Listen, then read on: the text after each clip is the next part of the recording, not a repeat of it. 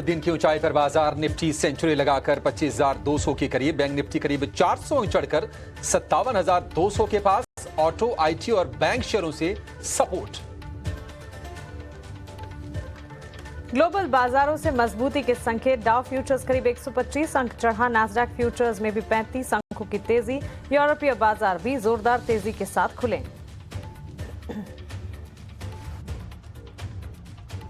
Auto शेयरों में शानदार रफ्तार। भारत ब्रिटेन एफटीए साइन होने की उम्मीद से टाटा मोटर्स करीब 2% की तेजी के साथ निफ्टी का top gainer. Maruti, Bajaj auto में भी 1% से ज्यादा की तेजी। फाइनेंशियल शेयरों में खरीदारी। श्रीराम फाइनेंस और बजाज फाइनेंस 1.5% चढ़कर निफ्टी के टॉप गेनर्स बने। एल&टी फाइनेंस, बजाज फिनसर्व और जियो फाइनेंस में भी 1% की मजबूती। फार्मा शेयरों में 3 दिन की कमजोरी थमी। टोरेंट फार्मा, बायोकॉन और ग्लेन फार्मा 1.5 से 3% मजबूत। ल्यूपिन, अल्केम, डिवीज और अरविंदो फार्मा भी आधे से 1% चढ़े।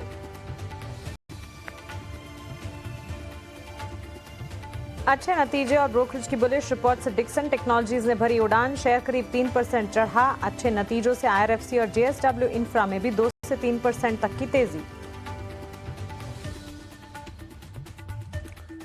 निचले स्तर से करीब 6% सुधरा पेटीएम का शेयर। जून तिमाही में पहली बार घाटे से मुनाफे में आई कंपनी। आय 28% बढ़ी। आज 52 हफ्ते की ऊंचाई पर पहुंचा शेयर।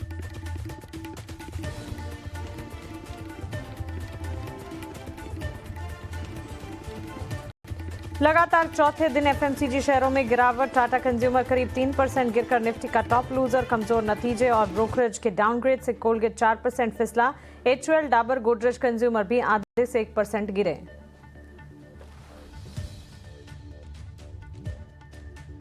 कमजोर नतीजों के बाद बड़ी ब्लॉक डील से 4% टूटा ओबरॉय रियल्टी का शेयर। बड़े ब्लॉक डील से लोढ़ा में भी 8% की भारी गिरावट। कमजोर नतीजों से एबी रियल्टी भी 4% टूटा। ब्रिगेड, प्रेस्टीज और गोदरेज प्रॉपर्टीज भी 2 से 3% लुढ़के। और निफ्टी में आज इन्फोसिस, डॉक्टर रेड्डीज और टाटा कंज्यूमर जारी करेंगी नतीजे। वहीं persistent, Mahindra holidays, Coforge, SRF के नतीजों पर भी रहेगी बाजार की नजर।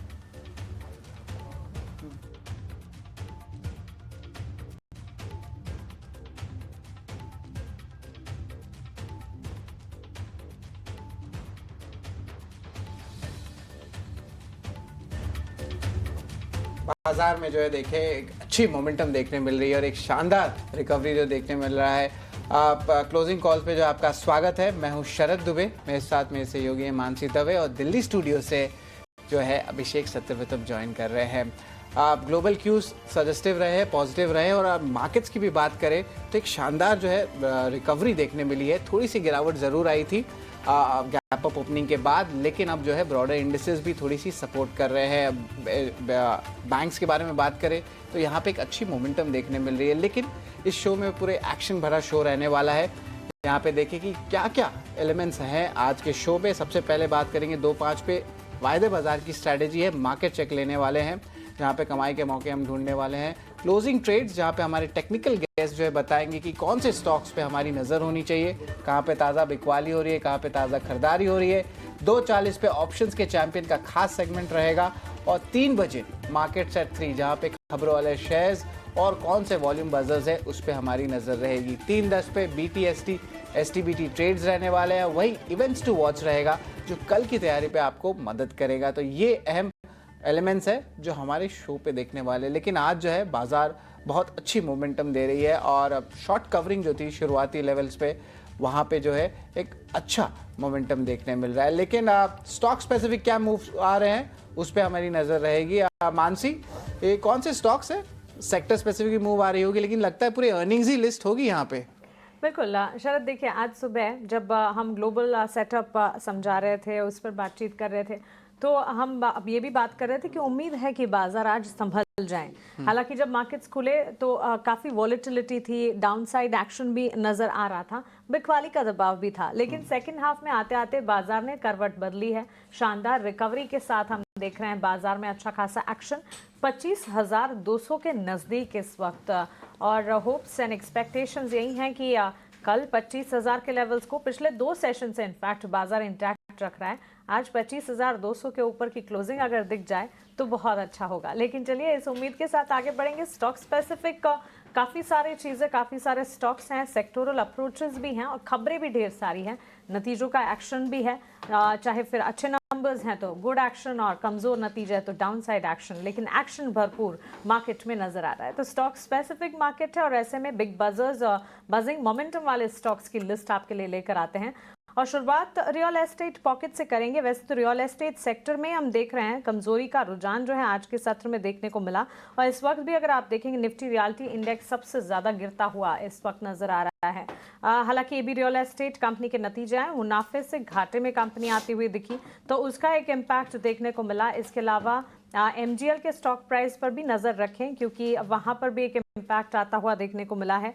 महानगर gas limited, city gas distribution कंपनियां हैं जिस पर नजर, लेकिन AB रियल एस्टेट 5.25% की गिरावट के साथ कंपनी के डेटा पॉइंट स्टैटिस्टिक्स की अगर बात करें, ये जो घाटे में आई है उसका असर है जो कि देखने को मिला है। बुलेटिन में आगे इस पर विस्तार से बातचीत भी करेंगे क्योंकि IT की ही तरह एक ऑब्जर्वेशन ये है कि रियल एस्टेट भी अब मानो धीरे धीरे पीछे बैकसीट की तरफ बढ़ता हुआ नजर आ रहा है।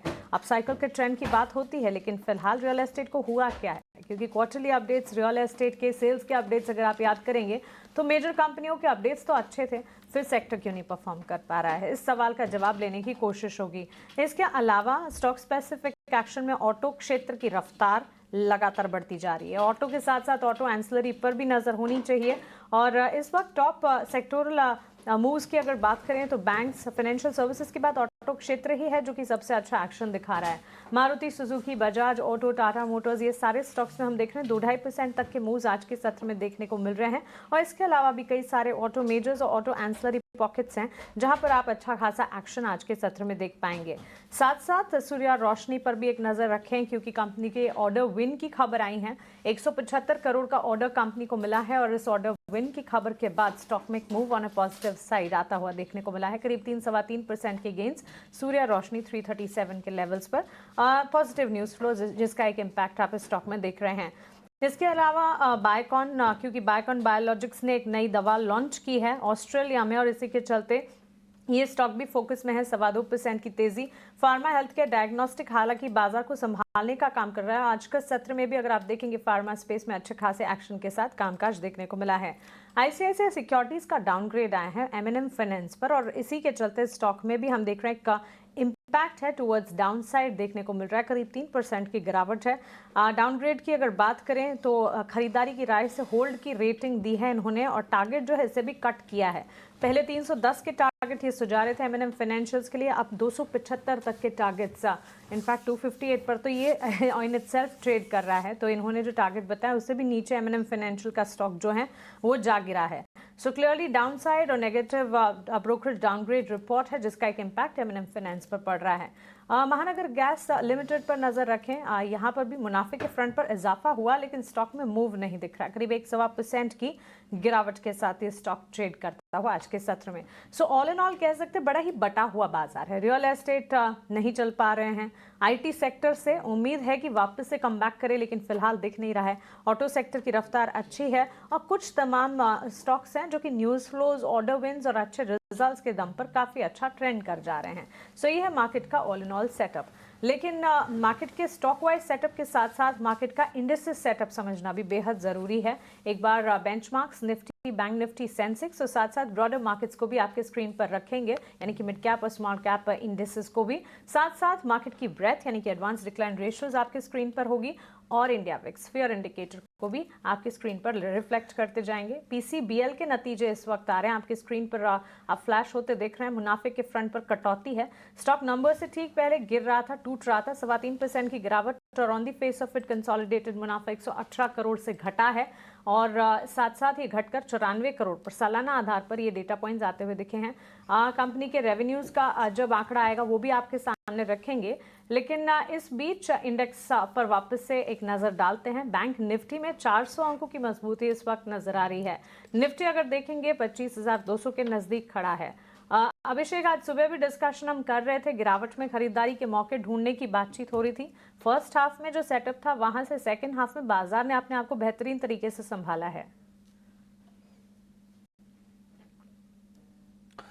ऑफ कोर्स मानसी, देखिए सुबह सुबह हमने मतलब कहा भी था कि टेक्सचर ठीक लग रहा है बाजार का, क्योंकि टैरिफ को लेकर या फिर अर्निंग्स को लेकर कुछ अच्छी डेवलपमेंट्स निकल के आई थी और बाजार का मूड आज सुधरा है। और लोअर लेवल से क्या बढ़िया बाइंग हुई है। और ये अच्छी चीज़ ये है कि निफ्टी बैंक जो है ना, बार बार हम देख रहे हैं कि ये 57,000 के ऊपर अटेम्प्ट कर रहा है।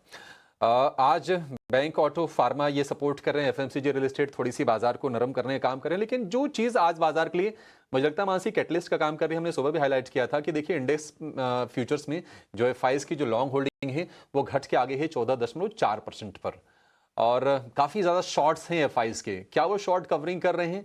आज ऐसा लग रहा है कि एफआईज की तरफ से बाइंग का आंकड़ा आएगा और आपको देखेंगे कि हम जो 14% की जो लॉन्ग होल्डिंग थी, जो कि करीब 6 महीने के निचले स्तर पर है, वहां से थोड़ा रिवर्सल भी हम देख सकते हैं। ये हमने उम्मीद जताई थी और शायद वो बाजार में आज हो भी रहा होगा। लेकिन जापान के साथ जो ट्रेड डील की है अमेरिका ने, कहीं ना कहीं ऑप्टिमिज्म भारत के लिए भी बिल्ड हुआ है। दूसरी चीज ये है कि पीएम मोदी गए हैं यूके में, वहां पर एफटीओ को लेकर दस्तखत होना है, वहां से भी कुछ अच्छी खबरें आ रही हैं।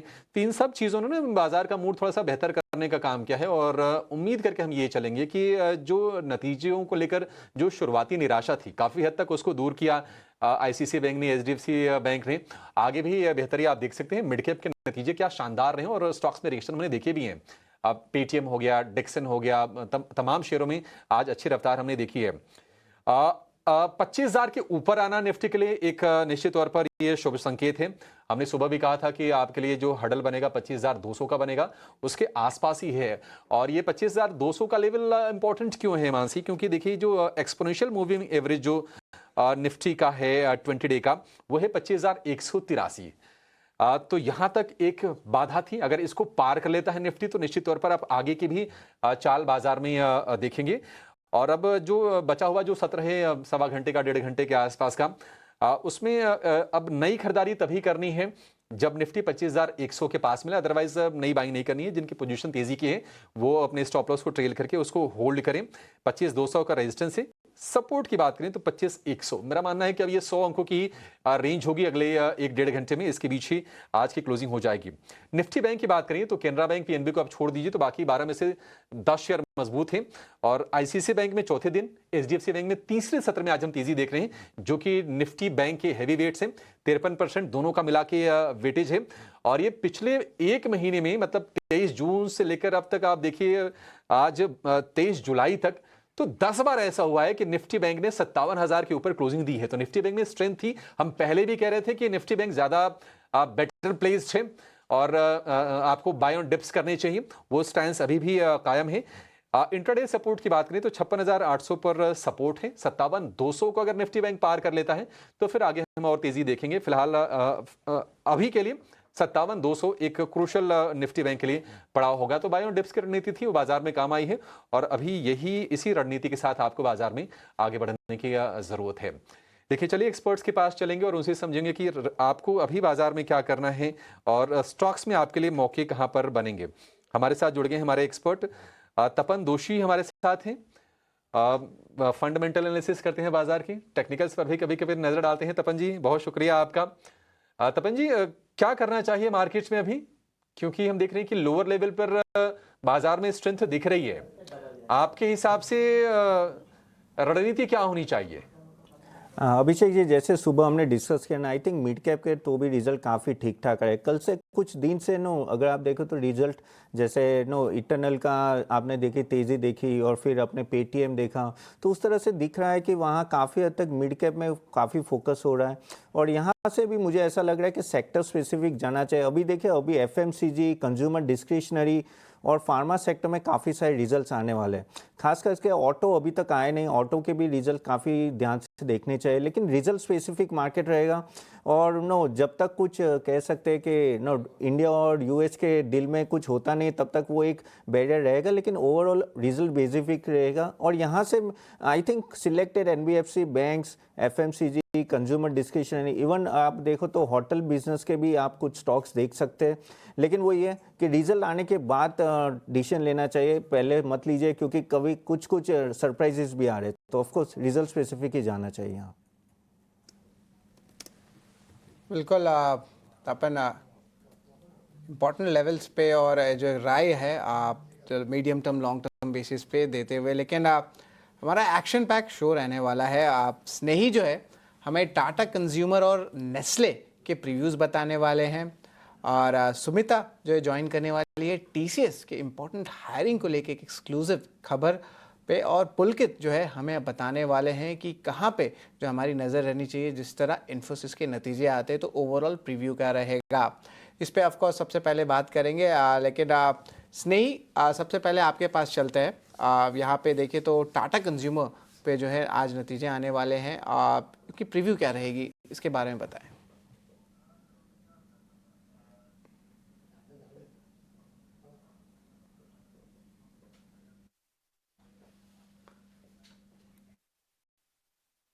जी हाँ, बिल्कुल। अगर हम टाटा कंज्यूमर के Q1 के बारे में बात करें तो इस बार हमारी उम्मीद एक मिक्स्ड सेट की है, क्योंकि कंसोलिडेटेड बेसिस पर अगर हम रेवेन्यू के बारे में बात करें तो ये हमारा एक्सपेक्टेशन है कि 4,813 करोड़ पर आएगा, जो कि लगभग 10.5% का अपटिक है ईयर ऑन ईयर बेसिस पर।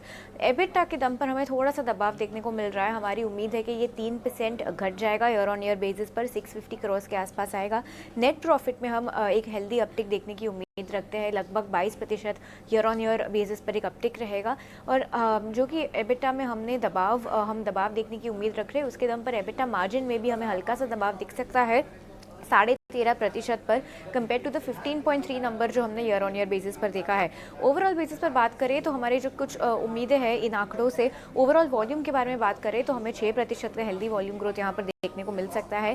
टी में भी जो उनका चाय का सेगमेंट है वो भी काफ़ी अच्छा कर सकता है, लगभग 3 से 4% का उनका वॉल्यूम ग्रोथ हो सकता है, और वैल्यू ग्रोथ भी 6 से 7% के बीच में रह सकता है। इंडियन बेवरेजेस का जो उनको पोर्टफोलियो है, रेडी टू ड्रिंक पोर्टफोलियो, उसमें हमें थोड़ा सा कट दिख सकता है, क्योंकि ये टाइम याद रखिएगा इस साल समर हमें कुछ शॉर्ट देखने को मिली है, समर के सीजन में घटाव देखने को मिला है, क्योंकि मॉनसून जो बारिश है वो इस साल जल्दी आ गए हैं। सॉल्ट जो का टाटा नमक है वो काफ़ी अच्छा परफॉर्म कर सकता है। Capital foods, organic India, Tata संपन्न, सोलफुल, यहाँ पर भी हम अच्छा परफॉर्मेंस एक्सेप्ट कर रहे हैं। ओवरऑल जो इंडिया फूड्स उनका लाइक टू लाइक ग्रोथ है वो लगभग 14% के आसपास हो सकता है ईयर ऑन ईयर बेसिस पर। उनका इंटरनेशनल बिजनेस हम देख सकते हैं कि कांस्टेंट करेंसी टर्म्स पर एक 4% का अपटिक हम एक्सपेक्ट कर सकते हैं, और नॉन ब्रांडेड बिजनेस में भी 8% का ग्रोथ देख सकते हैं। अब याद रखने की बात यह है कि जो हम नेट प्रॉफिट में एक अपटिक देख रहे हैं उसका एक भारी कंट्रीब्यूटर हो सकता है अदर इनकम, तो फंडामेंटली वो शायद इतना स्ट्रॉन्ग ना हो। जब नंबर्स आ जाएंगे तो हमारी नज़र कहाँ रहेगी, सेगमेंटल परफॉर्मेंस डोमेस्टिक बिजनेस में कैसा रहा है, स्टारबक्स के स्टोर्स पर उनका क्या अपडेट है, मार्जिन आउटलुक क्या है आगे जाके हुए, और सबसे इंपॉर्टेंट उनका इन्फ्लेशन, रॉ मटेरियल इन्फ्लेशन पर क्या आउटलुक है चाय और कॉफ़ी के दाम में। तो इन सारे फैक्टर्स पर हमारी नज़र बनी रहेगी। पर जी हाँ, एक मिक्स सेट हम एक्सपेक्ट कर रहे हैं टाटा कंज्यूमर्स के Q1 से। नतीजे पे जो है फोकस रहने वाली है टाटा कंज्यूमर प्रोडक्ट पे, और धन्यवाद स्नेही, आपने पूरी प्रीव्यू बताई। और स्टॉक देखे तो अभी लगभग 2.5% की जो है गिरावट से जो है ट्रेड कर रही है, तो इसका ऑफकोर्स अर्निंग्स पे जो है हमारी नज़र ज़रूर रहने वाली है। लेकिन अब चलते हैं आदित्य जी के पास। गुड आफ्टरनून आदित्य जी, बताएं निफ्टी बैंक पे इंपॉर्टेंट लेवल्स क्या रहेंगे। बाजार में तो एक अच्छी मोमेंटम देखने मिल रही है, थोड़े दिन बाद शायद निफ्टी बैंक अपने ऑल टाइम हाई लेवल्स को भी टच कर सकता है। एक अच्छी सपोर्ट HDFC ICICI बैंक से लगातार उनके अर्निंग्स के दिन के बाद से अभी भी सपोर्ट देखने मिली है, 450 पॉइंट ऊपर भी है। निफ्टी बैंक दोनों पे क्या स्ट्रैटेजी रहेगी आदित्य? गुड आफ्टरनून शरद, शो पे बुलाने के लिए शुक्रिया। बिल्कुल, जैसा हम देख रहे थे मार्केट में एक कंसोलिडेशन चल रहा था और 25,100 लगातार एक हर्डल बन के आ रहा था। ओपन इंटरेस्ट भी काफी बिल्डअप था उधर पे, और हम देखें तो सुबह से ओपन इंटरेस्ट वाइंड अप हुआ है 25,100 पे। अगर हम देखें तो पुट साइड पे अब एडिशन हो रहे हैं 25,200 तक। तो मुझे लग रहा है अगर यहाँ पे मार्केट 25,200 के ऊपर सस्टेन करता है तो यहाँ पे एक अच्छी खासी रैली यहाँ पे बिल्डअप हो सकती है, और 25,250 से लेके 25,400 के लेवल्स को मार्केट टेस्ट कर सकता है।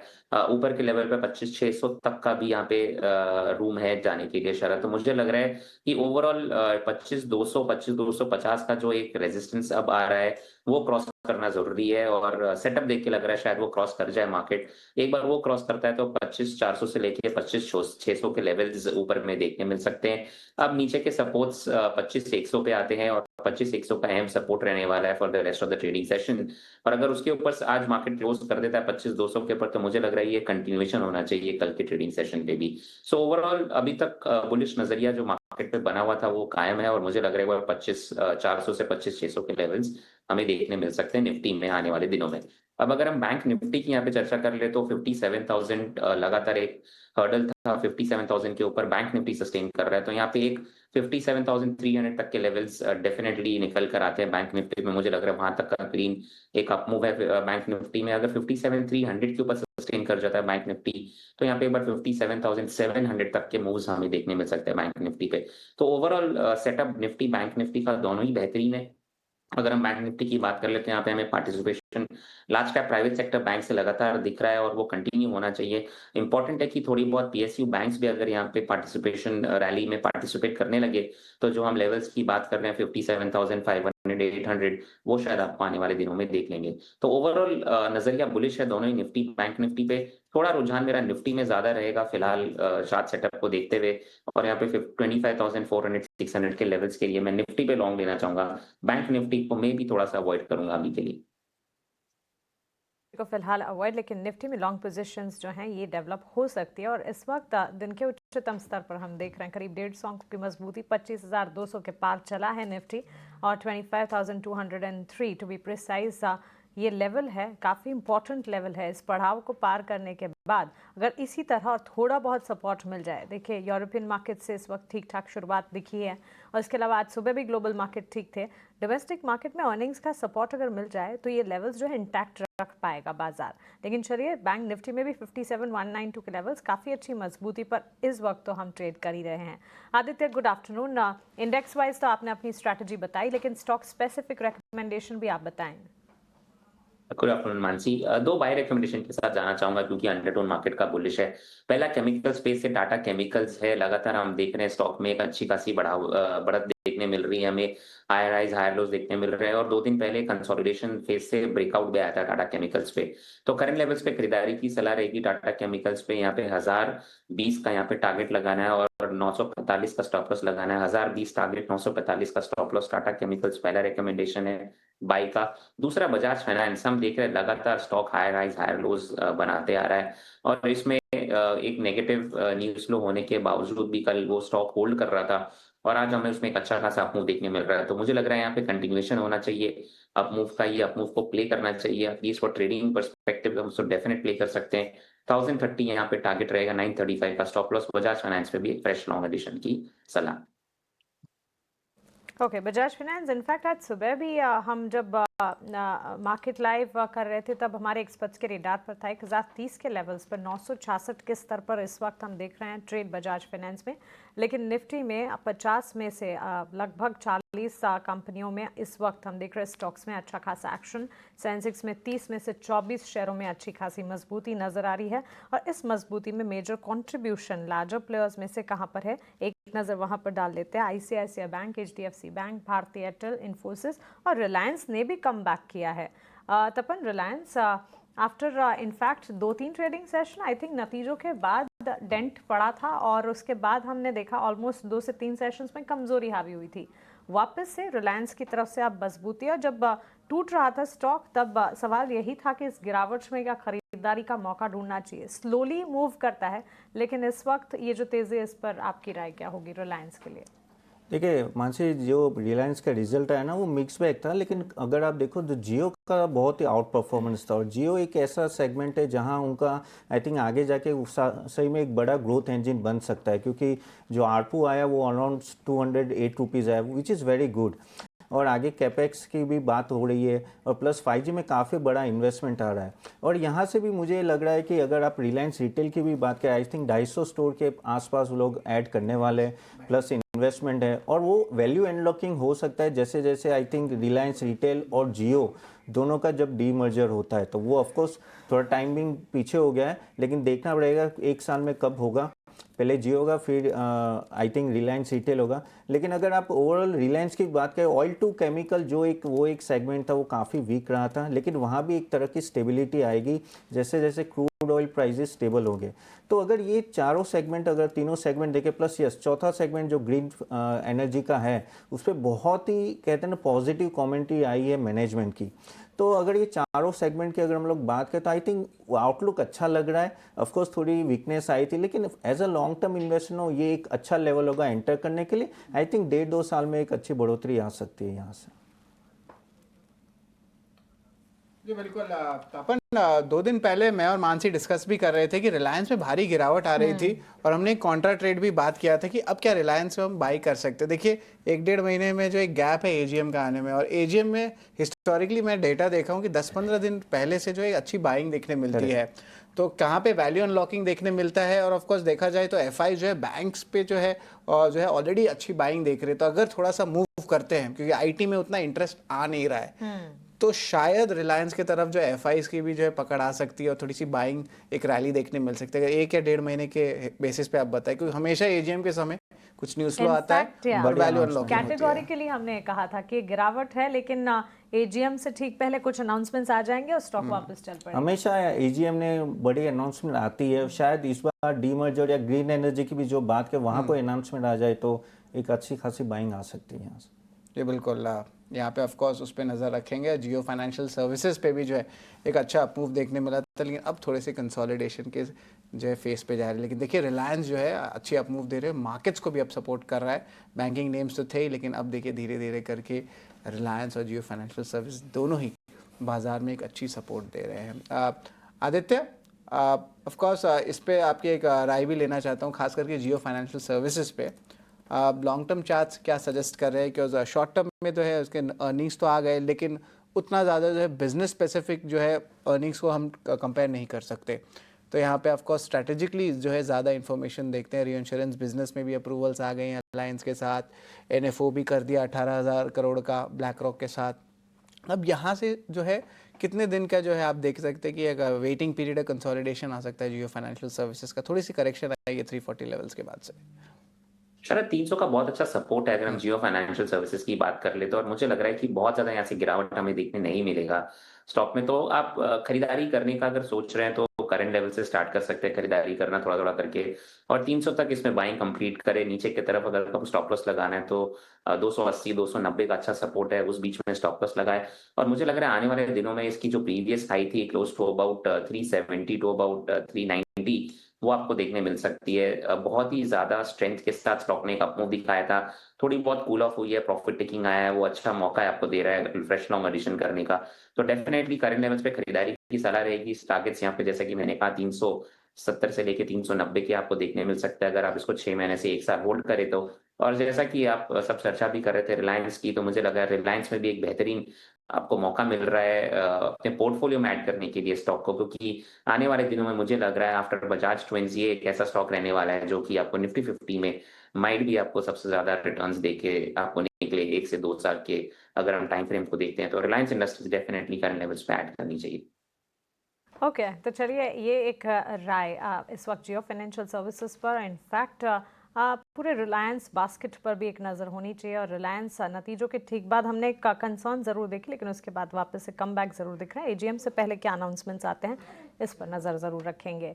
लेकिन चलिए हमारे क्रिकेट प्रेमियों के लिए भी क्रिकेट डिस्कशन लेकर आते हैं। और इनफैक्ट अभिषेक, भारत और इंग्लैंड के बीच चौथे टेस्ट मैच की पिच रिपोर्ट ये तो बतानी ही चाहिए हमारे व्यूवर्स को। इनफैक्ट भारत इंग्लैंड के बीच चौथा टेस्ट आज और मैनचेस्टर में शुरू होने वाला है मुकाबला। हाँ, मैनचेस्टर में मानसी मुकाबला ये शुरू होने वाला है, चौथा टेस्ट है। और देखिए अब 2 ही टेस्ट बचे हैं और भारत 2-1 से डाउन है, इंग्लैंड आगे है सीरीज में। तो भारत कोशिश करेगा कि दोनों मैच जीत के सीरीज को अपने कब्जे में किया जाए। लेकिन थोड़ी सी निराश करने वाली चीज़ ये है कि प्रीवियस अगर आप रिकॉर्ड देखेंगे थोड़ी सी आपको हताशा होगी, क्योंकि करीब आई थिंक कि 9 मैच खेले हैं मैनचेस्टर में भारत और इंग्लैंड ने, और भारत ने एक भी नहीं जीता है, 4 इंग्लैंड ने जीते हैं, 5 मैचेस ड्रॉ हुए हैं। ये हिसाब किताब अभी तक का रहा है। और ये खबर निकल के आ रही है कि जो मैनचेस्टर की जो पिच है ओल्ड ट्रैफर्ड की, वो पेसर फ्रेंडली है। और हमारे लिए थोड़ी नेगेटिव चीज़ ये है कि अभी सस्पेंस बना हुआ है कि बुमराह इस मैच में खेलेंगे नहीं खेलेंगे। आकाशदीप चोटिल हैं, एक और पेसर को टीम में इंक्लूड किया गया है, अंशुल कंबोज को। तो थोड़ी सी टीम कॉम्बिनेशन को लेकर, और कई सारे प्लेयर हमारे चोटिल भी हैं। नीतीश रेड्डी तो बाहर ही हो गए सीरीज से, खबर ये भी आ रही है कि ऋषभ पंत भी चोटिल हैं। तो देखते हैं कि टीम कॉम्बिनेशन क्या होती है, लेकिन निश्चित तौर पर एक टफ फाइट की हम उम्मीद करके चलेंगे। बाकी पिछला मैच भारत को देखिए जीतना चाहिए था, लेकिन थोड़ी सी कसक रहेगी हार की। उम्मीद करेंगे कि जो गलतियां की थी उसको सुधारेंगे। और इस मैच को जीतेंगे, अपने पाले में करेंगे। हालांकि थोड़े ओवरकास्ट कंडीशंस रहेंगे ये मैनचेस्टर में और बारिश के भी आसार जताए जा रहे हैं। देखते हैं कि किस तरह की फाइट होती है, लेकिन एक बढ़िया मैच निश्चित तौर पर देखने को मिलेगा। एक छोटे से ब्रेक के लिए रुकेंगे और ब्रेक के बाद जब लौटेंगे तो सोमिल मेहता भी हमारे साथ जुड़ेंगे मेरे सेट शेयर खान से, और उनसे समझेंगे कि बाजार में आपके लिए ट्रेड के अच्छे मौके कहां पर बन रहे हैं। फौरन हाजिर होंगे छोटे से ब्रेक के बाद।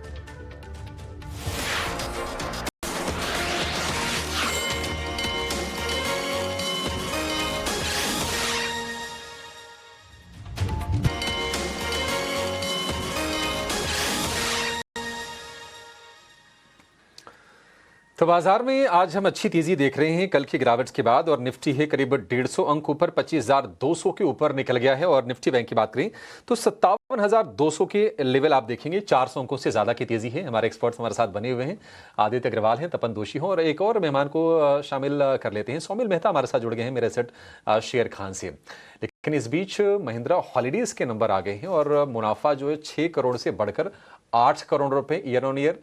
तो मतलब बेस छोटा था, ठीक है, ग्रोथ 8 करोड़ रुपए निकल के आई है। आय के फिगर के जरा पर नजर डालेंगे कि आय कैसे आई है महिंद्रा हॉलीडेज के। मुनाफा तो ठीक दिख रहा है और शेयर में हम 3% के आसपास की तेजी फिलहाल देख भी रहे हैं। आय भी एक बार जरा फ्लैश करेंगे और फिर इस पर एक बार हम व्यू भी लेंगे।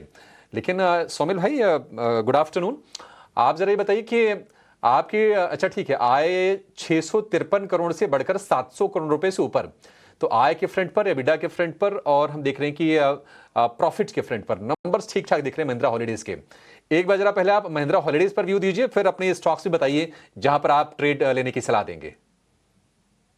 महिंद्रा हॉलीडेज अगर आप देखें तो एक inverted head and shoulder pattern बन रहा है, और मैं बुलिश हूं इस पे in the very short term, in the medium term outlook both. एक स्ट्रिक्ट स्टॉप लॉस रखना है around 325 for a medium term outlook, और यहां से मैं समझता हूं कि ब्रेकआउट ऑलमोस्ट हो गया है आज के दिन में। 378 के ऊपर एक बार क्लोजिंग मिल जाए, that will be the breakout point for the stock, और यहां से मीडियम टर्म आउटलुक में 440 के आसपास के लेवल्स में एक्सपेक्ट करूंगा। In the very short term ये ऊपर में 390 तक जा सकता है, तो स्टिक स्टॉप लॉस लगाए in the very short term 345 का। निफ्टी में अगर मैं बात करूं तो निफ्टी में ओवरऑल इस समय 40 डेली मूविंग एवरेज पे सपोर्ट लेके high top high bottom formation बनना शुरू हो गया है। हावेवर निफ्टी में एक रेंज बाउंड मूवमेंट है, रेंज बहुत टाइट है 24,900 और ऊपर में 25,300, सो ये 300-400 पॉइंट्स की पूरी रेंज है। मैं समझता हूं कि ये रेंज ऊपर की तरफ टूटेगी। मीडियम टर्म आउटलुक पॉजिटिव है, लेकिन in the very short term range bound है। आज के दिन में ऑटोज बहुत अच्छा कर रहे हैं और फार्मा बहुत अच्छा कर रहा है, इनफैक्ट बैंक्स अभी अगेन बहुत अच्छा कर रहे हैं। तो दो स्टॉक्स मैंने चुने हैं, from one is from pharma and one is from auto. Max health ये मैंने चुना है, एक कंसोलिडेशन है, वो कंसोलिडेशन 40 डेली मूविंग एवरेज पे सपोर्ट लिया है और यहाँ से मैं समझता हूँ कि ऊपर की तरफ शॉर्ट टर्म में अच्छी रैली होगी। टारगेट होंगे 1350 के और स्टॉप लॉस होगा 1200 का। दूसरा जो स्टॉक मैंने चुना है वो है अशोक लेलैंड। अशोक लेलैंड में भी वेरी सिमिलर पैटर्न, कंसोलिडेशन है कुछ समय से और वो कंसोलिडेशन ने 2040 डेली मूविंग एवरेज पे सपोर्ट लिया है। तो यहाँ पे छोटा सा स्टॉप लॉस है 123 का स्टॉप लॉस और टारगेट ऊपर में 130 का रहेगा फॉर शॉर्ट टर्म ट्रेड। 130 का टारगेट होगा, 123 रुपए का स्टॉप लॉस। अशोक लेलैंड हम देख रहे हैं कि 125 रुपए के आसपास है, 250 रुपए के आसपास का भाव हुआ करता था, वहां के बाद हम देख रहे हैं कि स्प्लिट होने के बाद प्राइस इसके हो गए हैं 125 रुपए के आसपास के। और ऑटो में आज मोमेंटम भी है, अगर आप देखेंगे तो टाटा मोटर लीडरशिप की भूमिका में लगातार बना हुआ है, करीब 2% के आसपास की तेजी। बजाज ऑटो, मारुति सुजुकी, कुछ और शेयर हैं जो बाजार को सपोर्ट करने का काम कर रहे हैं। लेकिन ऑटो के साथ साथ बैंकिंग फाइनेंशियल में भी जोश आज अच्छा खासा है और आप देखेंगे कि जियो फाइनेंशियल तो ऊपर है ही, इसके अलावा आईसीसी बैंक करीब 1% ऊपर है, डे हाई पर जाकर ये शेयर कारोबार कर रहा है। एचडीएफसी बैंक में भी 0.25% से ज्यादा की तेजी आप देखेंगे। बजाज फाइनेंस 950 रुपए के ऊपर निकलने के बाद लगातार ये मजबूती दिखा रहा है। तपन जी, एक बार निवेश के लिहाज से आपसे राय जानना चाहेंगे। बजाज फाइनेंस अब तो लिक्विडिटी भी 10 गुना है पहले के मुकाबले शेयर में और यहां से ग्रोथ ड्राइवर्स भी हैं कई सारे। बताइए, बजाज फाइनेंस सही प्राइस पर है अगर किसी को लॉन्ग टर्म बाय करना हो तो? देखिए, बजाज फाइनेंस हम जब भी बात करेंगे प्राइस टू बुक वैल्यू, आप हमेशा 5 के आसपास देखो तो हमेशा लगेगा कि ये काफ़ी एक्सपेंसिव स्टॉक है, लेकिन वो ये कि वो एक्सपेंसिव लेकिन सुप्रीम रिजल्ट भी दे रहा है, तो इसलिए वो उस प्राइस टू बुक वैल्यू पे है। और अगर आप उनके पूरा AUM देखो तो ऑलमोस्ट 4.4 लाख करोड़ के आसपास है, और इस लेवल पे भी इतने बड़े AUM पे 25% पे ग्रोथ करना बहुत बड़ी बात है। यानी they know how to do business, और कह सकते एक अच्छा बिजनेस मॉडल है उनका। और अभी जिस तरह से आप देख रहे हो ना, इंटरेस्ट रेट कट की वजह से कंज्यूमर फाइनेंस और वहाँ काफ़ी अच्छा तेज़ी आएगी यहाँ से भी। इसलिए आप देख रहे हो कि बजाज फाइनेंस कोई भी गलत यानी न्यूज़ आती है तो भी वो गिर नहीं रहा है। जो MD की न्यूज़ आई उसमें भी इतना गिरा नहीं है, तो बताता है कि काफ़ी स्ट्रेंथ है ये स्टॉक में। और credit segment, I think credit card segment भी ऑलमोस्ट ना डबल डिजिट में यहाँ से ग्रो हो सकता है। डिजिटल लैंडिंग की एफिशिएंसी काफ़ी वो लोग इंप्रूव करे, और जो राजीव जैन जो वापस आए हैं तो उससे भी मार्केट को है कि चलो सेम आए, 3 साल तक है उनका टेन्योर, नया MD आएंगे बाद में तब देखा जाएगा, लेकिन अभी तो पॉजिटिव सेंस बजाज फाइनेंस के साथ है। तो ये सब देख के तो एक तरह से लग रहा है कि अभी तो परफेक्ट पिक्चर है बजाज फाइनेंस के लिए। और क्योंकि क्रेडिट ग्रोथ बढ़ रहा है और इंटरेस्ट रेट कटा है, वो सब कुछ बजाज फाइनेंस के लिए बेहतर ही रहेगा liquidity point of view. So I think Bajaj finance किसी के पास है तो होल्ड करना चाहिए, और एट ए डिप्स ऑल्सो आप बाई कर सकते हो। पर आप बाय कर सकते हैं। बजाज फाइनेंस हम देख रहे हैं कि कंपनी ऑपरेशनल एफिशिएंसी पर भी जोर दे रही है। पिछले अगर हम कारोबारी साल की बात करें तो 18 मिलियन नए कस्टमर जुड़े थे बजाज फाइनेंस से, तो लगातार मजबूती की तरफ कंपनी बढ़ रही है। 1.5% ऊपर फिलहाल ये शेयर आपको दिखेगा। बाय ऑन डिप्स की सलाह है इस शेयर के लिए। लेकिन और बाजार में कौन से शेयरों में आज बिग एक्शन देखने को मिल रहा है, लिस्ट लेकर हमारे साथ जुड़ गए हमारे सहयोगी रविंदर।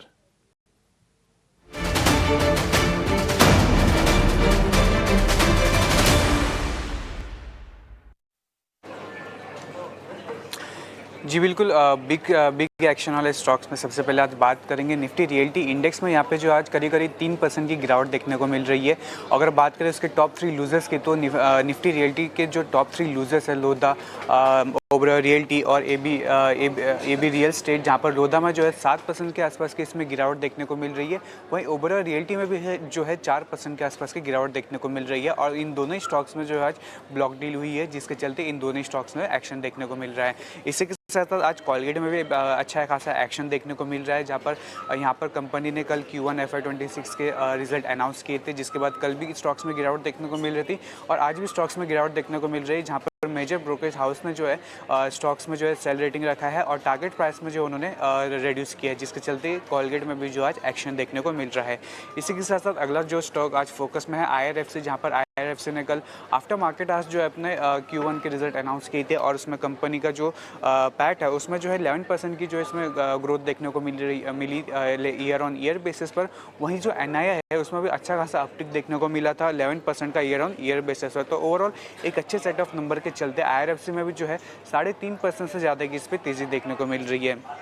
PCBL केमिकल भी आज फोकस में, जहाँ पर कंपनी ने जो है आज Q1 के रिजल्ट अनाउंस किए थे, जहाँ पर उनके जो Q1 के नंबर हैं काफ़ी वीक आए हैं, जहाँ पर उनका जो मुनाफा है उसमें 25% की इसमें डिक्लाइन देखने को मिली ईयर ऑन ईयर बेसिस पर। वहीं मार्जिन जो है उसमें भी जो है डिक्लाइन देखने को मिला। कंपनी का जो मार्जिन है Q1 FY26 में वो 16.7% पर देखने को मिला। तो ओवरऑल एक वीक सेट ऑफ नंबर के चलते स्टॉक्स में जो है आज भारी गिरावट देखने को मिल रही है। आखिर में बात करेंगे ओला इलेक्ट्रिक। यहाँ पर ओला इलेक्ट्रिक भी आज फोकस में है। यहाँ पर पिछले कुछ दिनों से जो है ओला इलेक्ट्रिक में कुछ ब्लॉक डील्स हो रही थी, लेकिन आज फिर से जो इसमें ब्लॉक डील देखने को मिली है 0.02% की, जिसके चलते इसमें भी एक्शन देखने को मिल रहा है। और ओला इलेक्ट्रिक जो है इसमें 6.5% के आसपास की तेज़ी देखने को मिल रही है। रविंदर, बहुत शुक्रिया आपका सारे बिग एक्शन स्टॉक्स हमें बताने के लिए। ढेर सारे स्टॉक्स हैं, इन तमाम स्टॉक्स पर मूव और एक्शन इस वक्त। ओला इलेक्ट्रिक में 6-7% की तेजी, अब ब्लॉक्सा की खबर आई है उसके बाद 6.5% तक की मजबूती इस वक्त आप देख पाएंगे। हालांकि PCBL कमजोर नतीजों के बाद स्टॉक में डाउन ट्रेंड नजर आ रहा है। लेकिन चलिए आगे बढ़ेंगे और हमारे अगले सेगमेंट का रुख करते हैं ऑप्शन के चैंपियन का।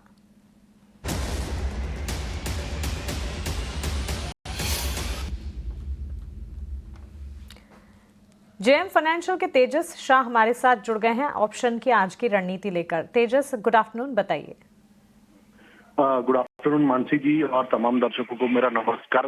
आज का जो मैंने ऑप्शन के लिए ट्रेड चुना है वो बैंकिंग क्षेत्र से है।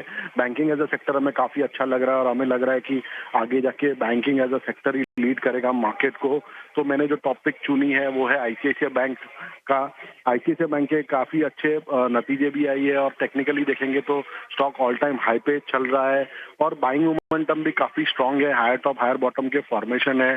तो मुझे लग रहा है 1490 का जो कॉल है वो इसमें खरीदारी करनी चाहिए in the range of 8 and 9 और इसमें स्टॉप लॉस लगाना चाहिए 5 का। इसका पहला लक्ष्य रहेगा 13 का और दूसरा लक्ष्य रहेगा 17 का। तो ये जो स्ट्रैटेजी है इसमें अधिकतम मुनाफा होगा 5,800 रुपए का और अधिकतम नुकसान होगा 2,800 रुपए का। शुक्रिया आपका ये ऑप्शन की रणनीति हमें बताने के लिए। आईसीआईसीआई बैंक 1490 की कॉल खरीदने की राय 8 से 9 रुपए के दाम पर। लक्ष्य 13 पहला लक्ष्य, उसके बाद 17 का दूसरा लक्ष्य और स्टॉप लॉस 5 का मेंटेन करें। अधिकतम मुनाफा ये वर्कआउट होने पर 5,600 का हो सकता है। अगर रिवर्स जाती है तो फिर अधिकतम नुकसान 2,800 तक का भी होने की संभावना है। एफएनओ ट्रेडिंग को लेकर एक स्टैंडर्ड डिस्क्लेमर आपके स्क्रीन पर आ जाएगा। एफएनओ ट्रेडिंग रिस्की हो सकती है। एफएनओ ट्रेडिंग में 10 में से 9 लोगों को नुकसान होता है। एफएनओ ट्रेडर्स को औसतन 1 लाख रुपए तक का नुकसान होता है। घाटा होने के बावजूद 28% ट्रांजैक्शन के रूप में देना होता है और अगर मुनाफा हुआ तब भी 15 से 50% ट्रांजैक्शन के रूप में खर्च होता है। इसीलिए अपने एडवाइजर से सलाह लें, समझे जाने और उसी के बाद एफएनओ ट्रेडिंग में उतरें क्योंकि ये रिस्की हो सकती है। इसी के साथ एक छोटे से ब्रेक के लिए हम रुक रहे हैं। बाजार की तेजी अब भी कायम है, इंटैक्ट है। ब्रेक के उस पर BTST STBT trades, cues to watch, ये सब कुछ आपके लिए लेकर आएंगे।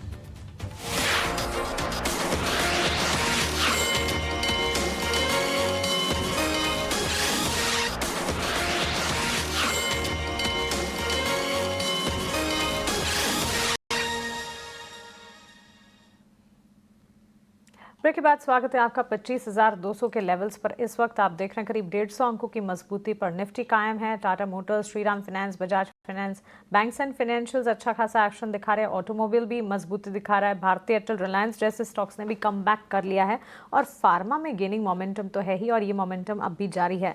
3 दिन की कमजोरी थी फार्मा में।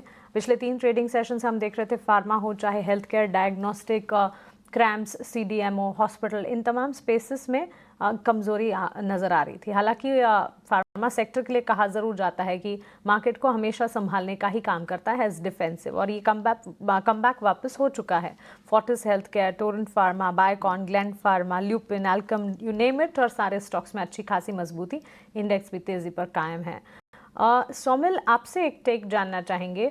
इन इटसेल्फ ये एक लार्जर सेक्टर बन चुका है क्योंकि कई सारे सब सेक्टर्स भी अब फार्मा के साथ चल पड़े हैं जिसकी अभी हमने बात भी की। कैसे देखते हैं लॉन्गर टर्म पर्सपेक्टिव के लिए फार्मा सेक्टर की चाल आप? Pharma sector definitely it is been very stock specific. एक के बाद एक वो चल रहा है। पहले लैंडमार्क फार्मा, डेविस लैब और फिर बायोकॉन। अब मुझे लगता है कि दूसरे जो स्टॉक्स है डॉक्टर रेड्डी एंड लूपिन, ये स्टॉक्स भी अभी चलना शुरू करेंगे। लूपिन में एक एंडिंग डायगोनल पैटर्न बन रहा है। So very stock specific. बहुत शार्प गिरावट इन सेक्टर में नहीं है तो बाय ऑन डिक्लाइंस की स्ट्रैटेजी रखनी चाहिए क्योंकि long term to medium to long term मुझे बहुत ही बढ़िया लग रहे हैं। इस समय मुझे लगता है कि doctor Reddy would be a very very good pick for short term as well and in the medium term outlook as well. 1214 का एक स्टॉप लॉस है फॉर अ शॉर्ट टर्म और ऊपर में मुझे लगता है कि ये 1350 तक जा सकता है। इन the medium term outlook definitely जो ऊपर के हाईज थे पहले के 1420 के आसपास, वो लेवल्स भी छू सकता है। तो यहाँ से स्टॉप लॉस ट्रिक रखें लेकिन इसके अंदर बाय ऑन डिक्लाइंस की स्ट्रैटेजी रखें। की स्ट्रैटेजी लेकिन कन्विक्शन भरपूर है फार्मा स्पेस के लिए और अच्छी खासी मजबूती के बीच आज के सत्र में यहाँ पर ट्रेड आप देख पाएंगे।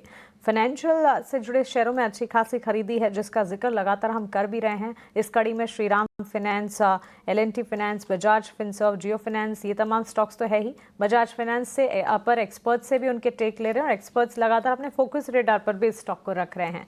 लेकिन बजाज फाइनेंस के नंबर्स आने वाले हैं। क्वार्टरली अर्निंग से किस तरह के एक्सपेक्टेशंस हैं, कल आएंगे बजाज फाइनेंस के नंबर्स और नतीजों से पहले ही अप ट्रेंड है तो क्या एक्सपेक्टेशंस बेहतर नंबर्स की है? वरुण हमें बताएंगे। वरुण, बताएं बजाज फाइनेंस के नतीजों से क्या उम्मीदें लगाई जाए?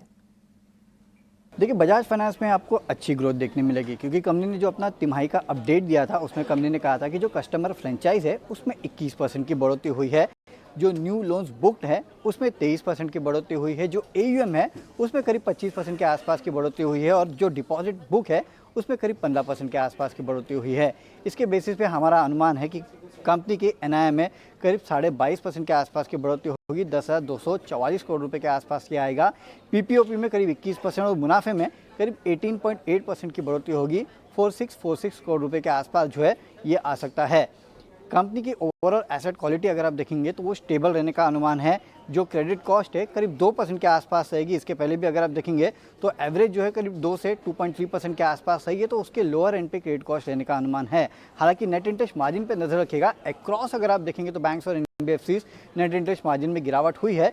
बजाज फाइनेंस के केस में भी हम मान के चले कि करीब 5-10 बेसिस पॉइंट के आसपास के जो नेट इंटरेस्ट मार्जिन है उसमें आपको गिरावट जो है वो देखने मिल सकती है। तो ओवरऑल अगर आप देखेंगे तो क्वार्टर अच्छा रहेगा, ग्रोथ अच्छी रहेगी, एसेट क्वालिटी अच्छी रहेगी।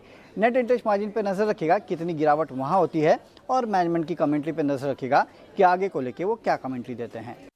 चलिए वरुण, शुक्रिया ये रिव्यू हमें बताने के लिए। अच्छे बेहतर नतीजों का अनुमान लगाया जा रहा है, स्टॉक में रिफ्लेक्ट हो रहा है इवन बिफोर रिजल्ट्स। 1.5% से 2% तक की तेजी स्टॉक में, लेकिन रिफ्लेक्ट नहीं हो पा रहा है अपमूव रियल एस्टेट बास्केट में। और रियल एस्टेट सेक्टर की चुनिंदा कंपनियां, लार्जर प्लेयर्स हो चाहे फिर छोटी मजॉली रियल एस्टेट कंपनियां हो, सारी आज कमजोरी झेल रही है। और इस वक्त अगर आप देखेंगे टॉप सेक्टोरल लूजर भी रियल एस्टेट सेक्टर ही है। लगभग सारे के सारे स्टॉक्स में हम बिकवाली आज के सत्र में देख रहे हैं, बी DLF, Phoenix, Sobha, Godrej properties, prestige, brigade, Oberoi, Lodha. एक राय आदित्य आपसे जानना चाहेंगे, बिकॉज रियल एस्टेट के लिए जो सेल्स अपडेट नतीजों से पहले क्वार्टरली अपडेट्स आए वो अपडेट्स अच्छे थे। रियल एस्टेट कुछ दिनों से परफॉर्म नहीं कर पा रहा, लेकिन इस गिरावट में क्या खरीदारी की अपॉर्चुनिटी ढूंढनी है या सिर्फ वॉच लिस्ट में इस सेक्टर को फिलहाल रखना चाहिए? मानस, मुझे लग रहा है खरीदारी करनी चाहिए। सिलेक्टिव स्टॉक्स यहाँ पे अच्छे लग रहे हैं, और ये जो थोड़ी बहुत हमें प्रॉफिट टेकिंग दिख रही है उसका मौका का फायदा उठाए और अपने पोर्टफोलियो में ऐड करें। तो पहला स्टॉक मेरे रडार पे DLF का रहेगा। यहाँ पे लगातार हम देख रहे हैं हायर हाइज हायर लोज बन रहे हैं और नंबर्स भी डिसेंट आ रहे हैं। यहाँ पे एक कंसोलिडेशन हो रहा है स्टॉक में, करंट लेवल्स पे एक ब्रेकआउट आने के लिए रेडी है। इसको हम बुलिश फ्लैग पैटर्न बोलते हैं, उससे एक ब्रेकआउट आया था, रीटेस्ट कर रहा है अभी नेकलाइन को। मुझे लग रहा है यहाँ से एक अपमूव वापस से स्टार्ट होगा। यहाँ पे नीचे अच्छा खासा सपोर्ट 820 का है, 820 का एक स्टॉप लॉस लगा है, और करंट लेवल्स पे फ्रेश एंट्री देके 900 का यहाँ पे लक्ष्य निकल कर आएगा। तो DLF मेरे डाल पे पहला स्टॉक है। दूसरा शोभा का है, वो भी एक बेहतरीन अपमूव दिखाया है स्टॉक ने, और कहीं ना कहीं एक कंसोलिडेशन, थोड़ी बहुत प्रॉफिट टेकिंग देखने मिल रही है हमें रीसेंट हाई से। करंट लेवल्स पे खरीदारी की सलाह रहेगी। यहाँ पे एक inverted head and shoulders pattern के लिए रेडी है स्टॉक। तो मुझे लग रहा है इवेंचुअली ये जो रेजिस्टेंस है इसमें 1710 1720 का, उससे ब्रेकआउट आएगा स्टॉक पे। 1600 का एक स्टॉप लॉस लगा है यहाँ पे, और ऊपर में आपको 1900 के टारगेट्स देखने मिल सकते हैं। और तीसरा फाइनली इसमें मुझे लग रहा है कि प्रेस्टीज एस्टेट्स, जो कि हमने एक बहुत ही बेहतरीन अपमूव देखा था उसमें, वो भी एक आपके वॉच लिस्ट में या फिर इसको पोर्टफोलियो में भी ऐड कर सकते हैं। ऊपर के भाव अगर मैं बोलूँ तो 2000 तक के इसमें देखने मिल सकते हैं। तो प्रेस्टीज एस्टेट्स भी मेरे रडार पे। सो 3 स्टॉक्स जिनको मैं लेना चाहूंगा रियल एस्टेट बास्केट में से, पहला DLF, दूसरा शोभा और तीसरा प्रेस्टीज एस्टेट्स। और मुझे लग रहा है ये जो थोड़ी बहुत वीकनेस है इसका फायदा उठाए, इसको पोर्टफोलियो में ऐड करें स्टॉक्स को। क्या DLF, शोभा, प्रेस्टीज रियल एस्टेट को अगर प्ले आउट करना है तो इन 3 मेजर रियल एस्टेट प्लेयर्स पर नज़र रखनी चाहिए। लेकिन एक स्टॉक है MRPL जिसे पुल अप करना चाहिए। आज दिन की शुरुआत से इस स्टॉक में एक्शन मजबूती शुरू हुई थी, लेकिन इस वक्त अगर देखें 8% की तेज़ी पर लिटरली दिन के उच्चतम स्तर पर यह स्टॉक ट्रेड करता हुआ। ऑयल रिफाइनिंग काउंटर्स में चेन्नई पेट्रो पर भी एक नज़र डालनी चाहिए। जब हम MRPL की बात कर रहे हैं, क्या चेन्नई पेट्रो में भी इस वक्त मजबूती है? इसे अभी एक बार देखते हैं। MRPL तो 156 के लेवल्स पर इस वक्त ट्रेंड कर ही रहा है, लेकिन साथ साथ चेन्नई पेट्रो के यहाँ पर बिकवाली का दबाव है। तपन, आज सुबह हम डिस्कस भी कर रहे थे कि इस स्टॉक में मूवमेंट आना शुरू हुआ है, नतीजे आए थे, नतीजे अच्छे नहीं थे, बावजूद इसके 8% की तेज़ी। एक फंडामेंटल टेक आपसे ज़रूर जानना चाहूँगी, लेकिन उसके साथ साथ टेक्निकल नज़रिया भी बाद में आदित्य से जानना पड़ेगा, बिकॉज नतीजे तो अच्छे नहीं थे, फिर MRPL इतना क्यों चल रहा है? जी मानसी, सुबह भी हमने बात की, नतीजे बिल्कुल भी अच्छे नहीं थे। ऑलमोस्ट आप देखें तो अच्छा खासा लॉस आ रहा है, लेकिन मुझे लग रहा है कि जो रिफाइनिंग मार्जिन में एक्सपेक्टेशन है कि वहाँ अच्छी खासी रिकवरी आएगी, वो एक बेस होगा। ऑफ कोर्स ना हमें और थोड़ा डीप में देखना पड़ेगा सडनली इतना स्पर्ट क्यों हुआ है, क्योंकि ये अनयूजुअल है इतना बड़ा स्पर्ट आना किसी भी स्टॉक में, तो कुछ हुआ। लेकिन आई थिंक जो गाइडेंस दिया है मैनेजमेंट ने वो लग रहा है कि उन्होंने बोला कि पोस्ट मेंटेनेंस एक्सपेक्टेशन उनका ये है कि फाइनेंशियल 26 से आगे उनके मार्जिन में काफ़ी सुधार आएगा और क्रूड जो वॉलेटिलिटी थोड़ी स्टेबिलिटी होगी वहाँ से उनको फ़ायदा होगा। ऑफ कोर्स अगर आप देखो तो ईबीटा मार्जिन में एक बड़ा स्लम्प आया था, तो वहाँ भी उन्होंने बताया कि वहाँ भी एक अच्छी खासी रिकवरी आ सकती है। और देखिए एमआरपीएल हमें भी पता है कि काफ़ी वॉलेटाइल रहता है क्योंकि क्रूड ऑयल प्राइसेस से, लेकिन तो ये एक मूवमेंट है जो दिखा रहा है कि एक तरह से वॉल्यूम यहाँ आ रहा है। लेकिन एक्सपेक्टेशन के बेस पे प्लस और कोई न्यूज़ है तो हमें थोड़ा वो भी ध्यान में रखना पड़ेगा। ठीक है, हाँ, फंडामेंटल टेक तो अब बनाइए, टेक्निकल नजरिया भी जानेंगे, लेकिन इस बीच एसआरएफ के नतीजे आते हुए दिखे हैं। एसआरएफ के नंबर्स मुनाफे के फ्रंट पर बेहतर हैं। 252 करोड़ से कंपनी का मुनाफा जो है सीधा 432 करोड़ पर जाता हुआ दिखा है। सालाना आधार पर प्रॉफिट फिगर्स अच्छे आते हुए, अच्छे पोस्ट होते हुए नजर आ रहे हैं। इसके अलावा मार्जिन्स के फ्रंट पर भी इजाफा और ईयर ऑन ईयर बेसिस देखने को मिला है। कंपनी का आय यानी कि रेवेन्यू का फिगर भी हमारे पास है, यहाँ पर भी बढ़त देखने को मिली है। और स्टॉक में मूवमेंट हम फिलहाल ऑन पॉजिटिव साइड नहीं देख पा रहे, लेकिन नतीजे जो हैं अच्छे हैं, बेहतर नजर आ रहे हैं। और पिछले दिनों ब्रोकरेज रिपोर्ट्स की अगर बात करें, तमाम ब्रोकरेज रिपोर्ट्स भी एसआरएफ के लिए पॉजिटिव ही रही। हेल्थी रिकवरी की बात हो रही है, कंपनी ग्रोथ मोमेंटम को सस्टेन करेगी, इसकी भी बात लगातार हो रही है। आय का आंकड़ा 3,464 करोड़ से बढ़कर 3,819 करोड़ पर on year on year basis ये डेटा पॉइंट्स आप देख रहे हैं। 3137 के लेवल्स पर हर निशान में बदलता हुआ ये स्टॉक बिकवाली का दबाव झेल रहा था, लेकिन नतीजे आने के साथ साथ इस स्टॉक में मोमेंटम फिलहाल ब्रोकरेजेस की माने तो 3,700 तक के टारगेट्स भी एंटिसिपेट किए जा रहे हैं। आदित्य, एक टेक पहले तो एमआरपीएल पर, क्योंकि जबरदस्त एक्शन इस स्टॉक में सरप्राइजिंग मूव देखने को मिला है, और साथ साथ एसआरएफ के नतीजे भी अच्छे हैं और स्टॉक रिएक्ट भी कर रहा है। मानसी, बिल्कुल अगर हम एमआरपीएल की बात कर ले तो बहुत ही शानदार वॉल्यूम्स पे स्टॉक 8% ऊपर है। और हमने देखा था कल भी एक रिजल्ट्स के बाद नीचे से बाइंग आया था इसमें, तो डेफिनेटली पॉजिटिव मोमेंटम है, फ्रेश ब्रेकआउट है कंसोलिडेशन से। यहाँ पे मुझे लग रहा है 175 के लेवल्स को स्टॉक टेस्ट कर सकता है, तो अगर आपको फ्रेश एंट्री लेनी है तो करंट लेवल्स पे ले सकते हैं। नीचे स्टॉप लॉस लगा है 150 का, स्ट्रिक्ट स्टॉप लॉस लगा है 150 का, और 175 के टारगेट्स के लिए इसमें फ्रेश एंट्री ले आपके पास है तो 150 के स्टॉप लॉस के साथ ट्रेल करे और बने रहे। मुझे लग रहा है आने वाले दिनों में इसमें आपको 175 के लेवल्स देखने मिल सकते हैं। अब अगर हम बात कर ले एसआरएफ की तो बिल्कुल यहाँ पे हमें constant higher highs higher lows देखने मिल रहे हैं, एंड प्रॉब्ली ये एक केमिकल स्पेस में से one of the out performers रहा है, और मुझे लग रहा है आने वाले दिनों में ये आउट परफॉर्मेंस कंटिन्यू रहेगी। अगर थोड़ी बहुत भी इसमें प्रॉफिट टेकिंग आपको देखने मिलती है बिकॉज ऑफ रिजल्ट रिएक्शन, तो उस मौके को बाइंग के लिए यूज करें। नीचे मुझे लग रहा है 3,000 का बहुत अच्छा सपोर्ट है, वो इतनी जल्दी ब्रेक नहीं करेगा, और आने वाले दिनों में आपको 3400 से 3600 के लेवल्स को दिखा सकता है। तो स्टॉक को मास्क अपने पोर्टफोलियो में ऐड करें, क्योंकि ये स्टॉक यूजुअली आपको ट्रेडिंग लिहाज से बहुत ज्यादा कुछ रिटर्न्स नहीं देगा, बट अगर आप इसका 1 साल या 6 महीने का अगर आप चार्ट निकाल के रिटर्न्स देखेंगे तो आपको दिखेगा कि स्टॉक लगातार slowly and gradually higher highs higher low बनाता है।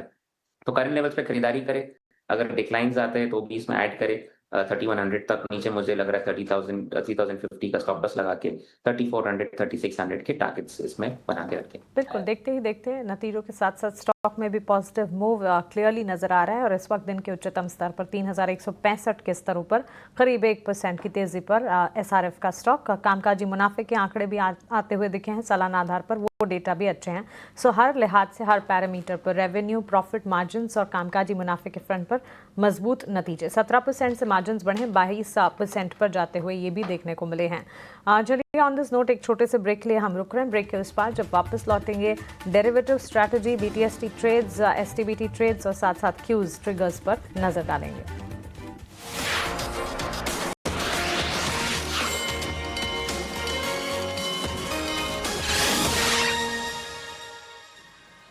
ब्रेक के बाद आपका फिर से स्वागत है क्लोजिंग कॉल में। निफ्टी और निफ्टी बैंक दोनों आज के अपने इंट्राडे के रेजिस्टेंस को पार करके ऊपर जाकर टिकने की कोशिश करते हुए देखते हैं कि क्लोजिंग कहां पर होती है। लेकिन निफ्टी है 25,200 के ऊपर, करीब 165 अंकों की तेजी, और निफ्टी बैंक की बात करें तो तेजी है करीब करीब 450 अंकों की, 57,200 के ऊपर निकल के कारोबार कर रहा है। लेकिन वायदा बाजार के आंकड़े किस तरह से फॉर्म हो रहे हैं, पुट में, कॉल में कहां पर कंसंट्रेशन है, कहां पर ओआई ज्यादा है, जरा ये समझते हैं। और इसके अलावा हमारे एक और सहयोगी आनंद शुक्ला भी जुड़ गए हैं मार्केट एट 3 लेकर। तो पुलकित और आनंद दोनों को जोड़िए। पहले पुलकित के पास चलेंगे। पुलकित बताइए क्या पिक्चर बन रही है वायदा में? जी अभिषेक जी, अगर वायदा बाजार की बात की जाए तो काफ़ी पॉजिटिव नज़र आ रहे हैं और वो हम चार्ट में देख भी पा रहे हैं कि जिस तरह से निफ्टी अप मूव कर रहा है। तो एक बार अपन डेटा देख लेते हैं। इंडिया विक्स की बात करें 10.6 के आसपास है, बहुत ही ज़्यादा कंफर्टेबल पोजीशन में, कोई वोलेटिलिटी नहीं दिख रही है। अगर हम पीसीआर की बात करें निफ्टी के तो ये 1 के पास है, एग्जैक्ट 1। और मोस्ट एक्टिव पुट और कॉल की बात करें तो जो मोस्ट एक्टिव कॉल है वो 24,200 की है, और अगर मोस्ट एक्टिव पुट की बात की जाए तो वो माफ़ कीजिएगा 25,200 की है, और जो मोस्ट एक्टिव पुट की बात की जाए तो वो 25,100 है। अब 25,100 पे पुट राइटिंग देखी जा रही है और 25,200 पे कॉल बाइंग देखी जा रही है। मतलब ये दोनों का दोनों ऊपर की तरफ एक इशारा कर रहा है कि मार्केट में थोड़ी सी बुलिशनेस है। वहीं अगर हम हाईएस्ट कॉल ओपन इंटरेस्ट की बात करें तो 25,200 के ऊपर है और मार्केट उसके ऊपर ट्रेड कर रहा है। और हाईएस्ट पुट ओपन इंटरेस्ट की बात की जाए तो 25,100 के ऊपर है। बैंक निफ्टी को हम देख लेते हैं तो इसका जो पुट कॉल रेशो है वो लगभग 0.9 के आसपास है, कंफर्टेबल पोजीशन में है। हाईएस्ट कॉल ओपन इंटरेस्ट और पुट ओपन इंटरेस्ट दोनों का दोनों ही 57,000 के ऊपर है। F&O बैन में कौन कौन से शेयर है उस पर बात करें तो 3 शेयर हैं, आरबीएल बैंक, हिंदुस्तान कॉपर और IEX। अब जो मैं बता रहा था कि 25,200 पर हाईएस्ट कॉल ओपन इंटरेस्ट है, मार्केट अभी उसके ऊपर है। शाम को इन्फोसिस के नतीजे हैं और कल है एक्सपायरी।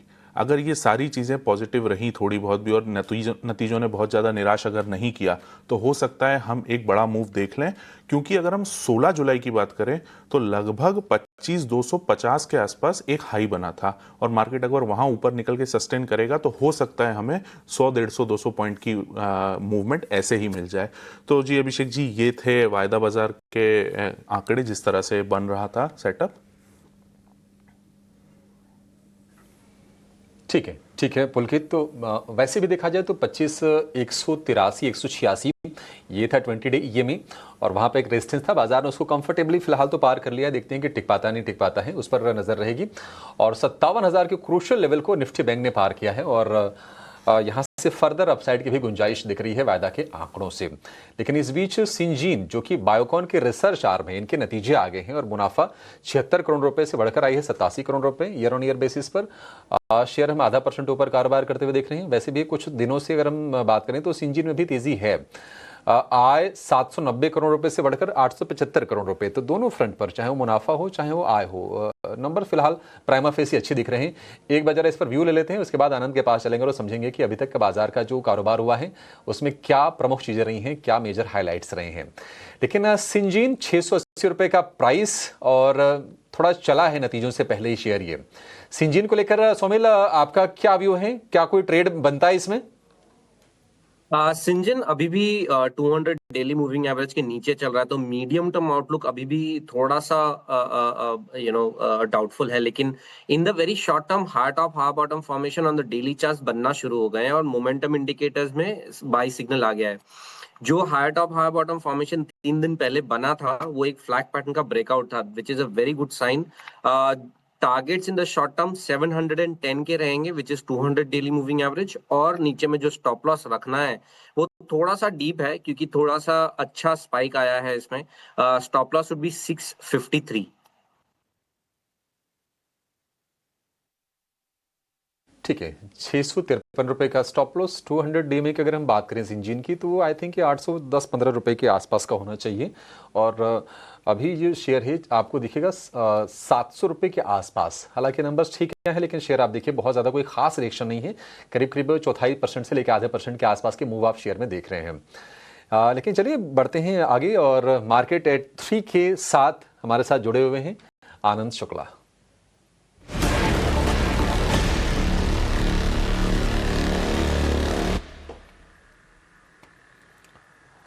आनंद, बढ़िया मूव बाजार में और दिन के ऊपरी स्तरों पर सस्टेन करने की कोशिश। बताइए आज के जो मेजर हाइलाइट्स रही बाजार की वो क्या रही हैं? जी हाँ अभिषेक, अभी तक के बाजार की तरफ देखें तो निफ्टी 150 अंकों के ऊपर कारोबार तेज़ी दिखा रहा है। वहीं निफ्टी बैंक में करीब करीब 450 अंकों की तेज़ी देखने को मिल रही है। और आज फाइनेंशियल शेयरों में अच्छी खासी तेज़ी देखने को मिल रही है। बजाज फाइनेंस का शेयर देखें, श्रीराम फाइनेंस का शेयर देखें और जियो फाइनेंस, इन तीनों शेयरों में 1 से 2% के आसपास की तेज़ी देखने को मिल रही है। इसके अलावा वॉल्यूम की बात करें तो लोढ़ा का शेयर इसमें बड़ी ब्लॉक डील हुई थी और 7% की गिरावट दिखा रहा है। शेयर करीब औसत से 20 गुना ज़्यादा वॉल्यूम देखने को मिल रहा है। इसके अलावा GSPL यानी गुजरात स्टेट पेट्रो के शेयर को देखें तो आज दबाव दिख रहा है और औसत से 7 गुना ज़्यादा वॉल्यूम यहाँ भी देखने को मिल रहा है। MRPL में 8% की अच्छी खासी शानदार तेज़ी देखने को मिल रही है और औसत से 5 गुना ज़्यादा वॉल्यूम यहाँ भी देखने को मिल रहा है।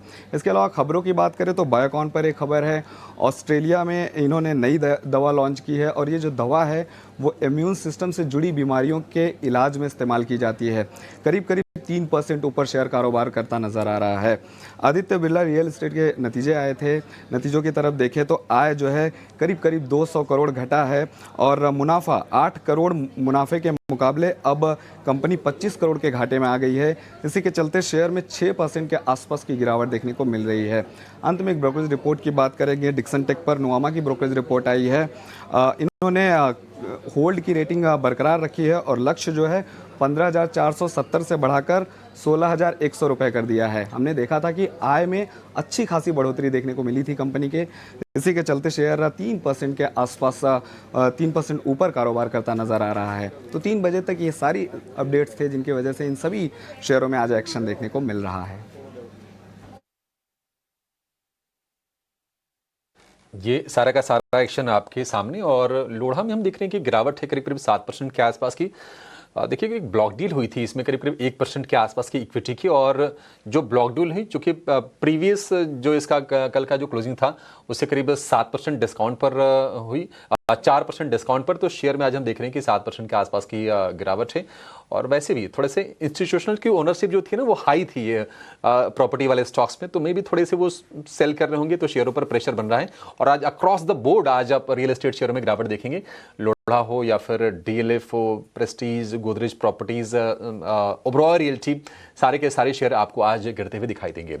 लेकिन बाजार के लिए एक और ट्रिगर बनेगा आज बाजार बंद होने के बाद और कल उसका हम असर देखेंगे बाजार में, और वो है इन्फोसिस के नतीजे। इन्फोसिस आगे हम देखेंगे और भी कुछ बड़े बड़े नतीजे आएंगे, उनकी भी चर्चा करेंगे। लेकिन इन्फोसिस को लेकर अनुमान क्या है, हमारे साथ हमारे सहयोगी पुलकित बने हुए हैं। पुलकित, इन्फोसिस हम देख रहे हैं कि 1% के आसपास के गेंस दिख रहे हैं शेयर में। किस तरह के नंबर्स आएंगे? TCS को लेकर थोड़ी निराशा हुई थी, वही पैटर्न होगा या फिर इन्फोसिस के नतीजे अलग होंगे TCS से? जी, अगर मोटा मोटा देखा जाए तो इन्फोसिस के नतीजे ना थोड़े से इस तरह से उम्मीद है कि फ्लैटिश रहेंगे। मैं एक बार एक्सपेक्टेशंस के बारे में भी बात कर लेता हूं। अगर USD टर्म्स में बात करें तो जो रेवेन्यू है लगभग 3% अप रहने की उम्मीद है। वहीं अगर INR टर्म्स में बात करें तो लगभग 2.3% अप रहने की उम्मीद है। एबिट की बात की जाए तो ये भी लगभग 3% अप रहने की उम्मीद है। वहीं एबिट मार्जिन एकदम सपाट वहीं 21% के आसपास रहने की उम्मीद है। और अगर प्रॉफिट आफ्टर टैक्स की बात की जाए तो यहाँ थोड़ी सी नरमी देखी जा सकती है, लगभग -3% की। अब जो निफ्टी 50 में IT कंपनीज हैं उसमें से ये आखिरी कंपनी बची है इन्फोसिस, क्योंकि बाकी 4 के नतीजे आ चुके हैं। तो हो सकता है कि थोड़ा सा भी अगर पॉजिटिव मोमेंटम हमें मिले तो कल निफ्टी को हम एक अच्छे मूव में देख सकते हैं। वहीं अगर हम डील विंस की बात करें इन्फोसिस में तो ये भी लगभग वही फ्लैटिश 2.5-2.6 बिलियन डॉलर रहने की उम्मीद है, क्योंकि जो डिस्क्रिशनरी IT स्पेंड्स हैं वो थोड़ी सी वीकनेस दिख रही है मैन्युफैक्चरिंग एंड रिटेल साइड में। BFSI हालांकि स्टेबल है, तो अब ये देखना होगा कि मैनेजमेंट किस तरह से कमेंट्री देता है। और जो उन्होंने FY26 का मार्जिन गाइडेंस दिया था कि हम अपना मार्जिन गाइडेंस जो 2 से 5% के ऊपर है इसे बदलते हैं या उसी के ऊपर स्टैंड करते हैं या बढ़ाते हैं। अगर यहाँ पे कुछ भी अगर उन्होंने नॉर्मल सिर्फ ये भी रखा स्टैंड कि हाँ हम इस पे आश्वस्त हैं कि ये वाले मार्जिन हम अचीव कर पाएंगे, तो भी ये मार्केट के लिए पॉजिटिव हो सकता है। और जैसे ही नतीजे आएंगे हम दर्शकों को अपडेट कर ही देंगे। इन्फोसिस को लेकर थोड़े से सबड्यूड मतलब फ्लैटिश इसके नतीजे रहेंगे। हालांकि शेयर 1% ऊपर है और हमने देखा था कि जब TCS के नंबर्स आए थे ना उसके बाद इन्फोसिस और विप्रो के ADRs में भारी भरकम हमने गिरावट देखी थी। तो कहीं ना कहीं जो भी नेगेटिव्स हैं वो प्राइस में एब्जॉर्ब भी हैं। 1588 रुपए के आसपास की भाव आप इन्फोसिस में देखेंगे। लेकिन चलिए 3:10 हो गए हैं और एक और मेहमान को शो में शामिल कर लेते हैं। नीलेश जैन हमारे साथ हैं और तपन दोषी, सौमिल मेहता तो हमारे साथ पहले से बने हुए हैं। नीलेश जी, बहुत शुक्रिया आपका समय देने के लिए। स्वागत है आपका 18 आवर्स स्वदेश पर। नीलेश जी, कुछ पिक्स आप शेयर करना चाहेंगे जो BTST के लिए भी क्वालिफाई हो जाए? कहां पर बाजार में आपकी नजर है? Very good afternoon Abhishek ji. बिल्कुल देखिए, खरीदारी पर यहाँ पर फोकस करके चल रहे हैं। जिस हिसाब से मार्केट में काफी अच्छा रिबाउंड हमें देखने को मिल रहा है, निफ्टी 25,200 के लेवल को क्रॉस करता हुआ नजर आ रहा है। तो यहाँ पर स्ट्रक्चर वाइज तो हमें ऐसा लग रहा है एक फॉलोअप मूव हमें कल के सेशन में देखने को मिलेगा। जहां तक स्टॉक स्पेसिफिक बात करें तो भारती एयरटेल, इसको हमने कुछ समय पहले आपके चैनल पे कवर किया था ऑप्शन के चैंपियन सेगमेंट में, यहाँ पे 1940 का कॉल ऑप्शन रिकमेंड किया था। अब यहाँ पर अंडरलाइन को लॉन्ग करने की सलाह होगी एज ए BTST ट्रेड, जो कि काफी अच्छी क्लोज यहाँ पर हमें देखने को मिल रही है भारतीय एयरटेल में। और ऊपरी स्तरों पर 1970, 1985 तक की अपसाइड हम एक्सपेक्ट करके चल रहे हैं। भारतीय एयरटेल इस पर्टिकुलर काउंटर को ऐड करके चल सकते हैं।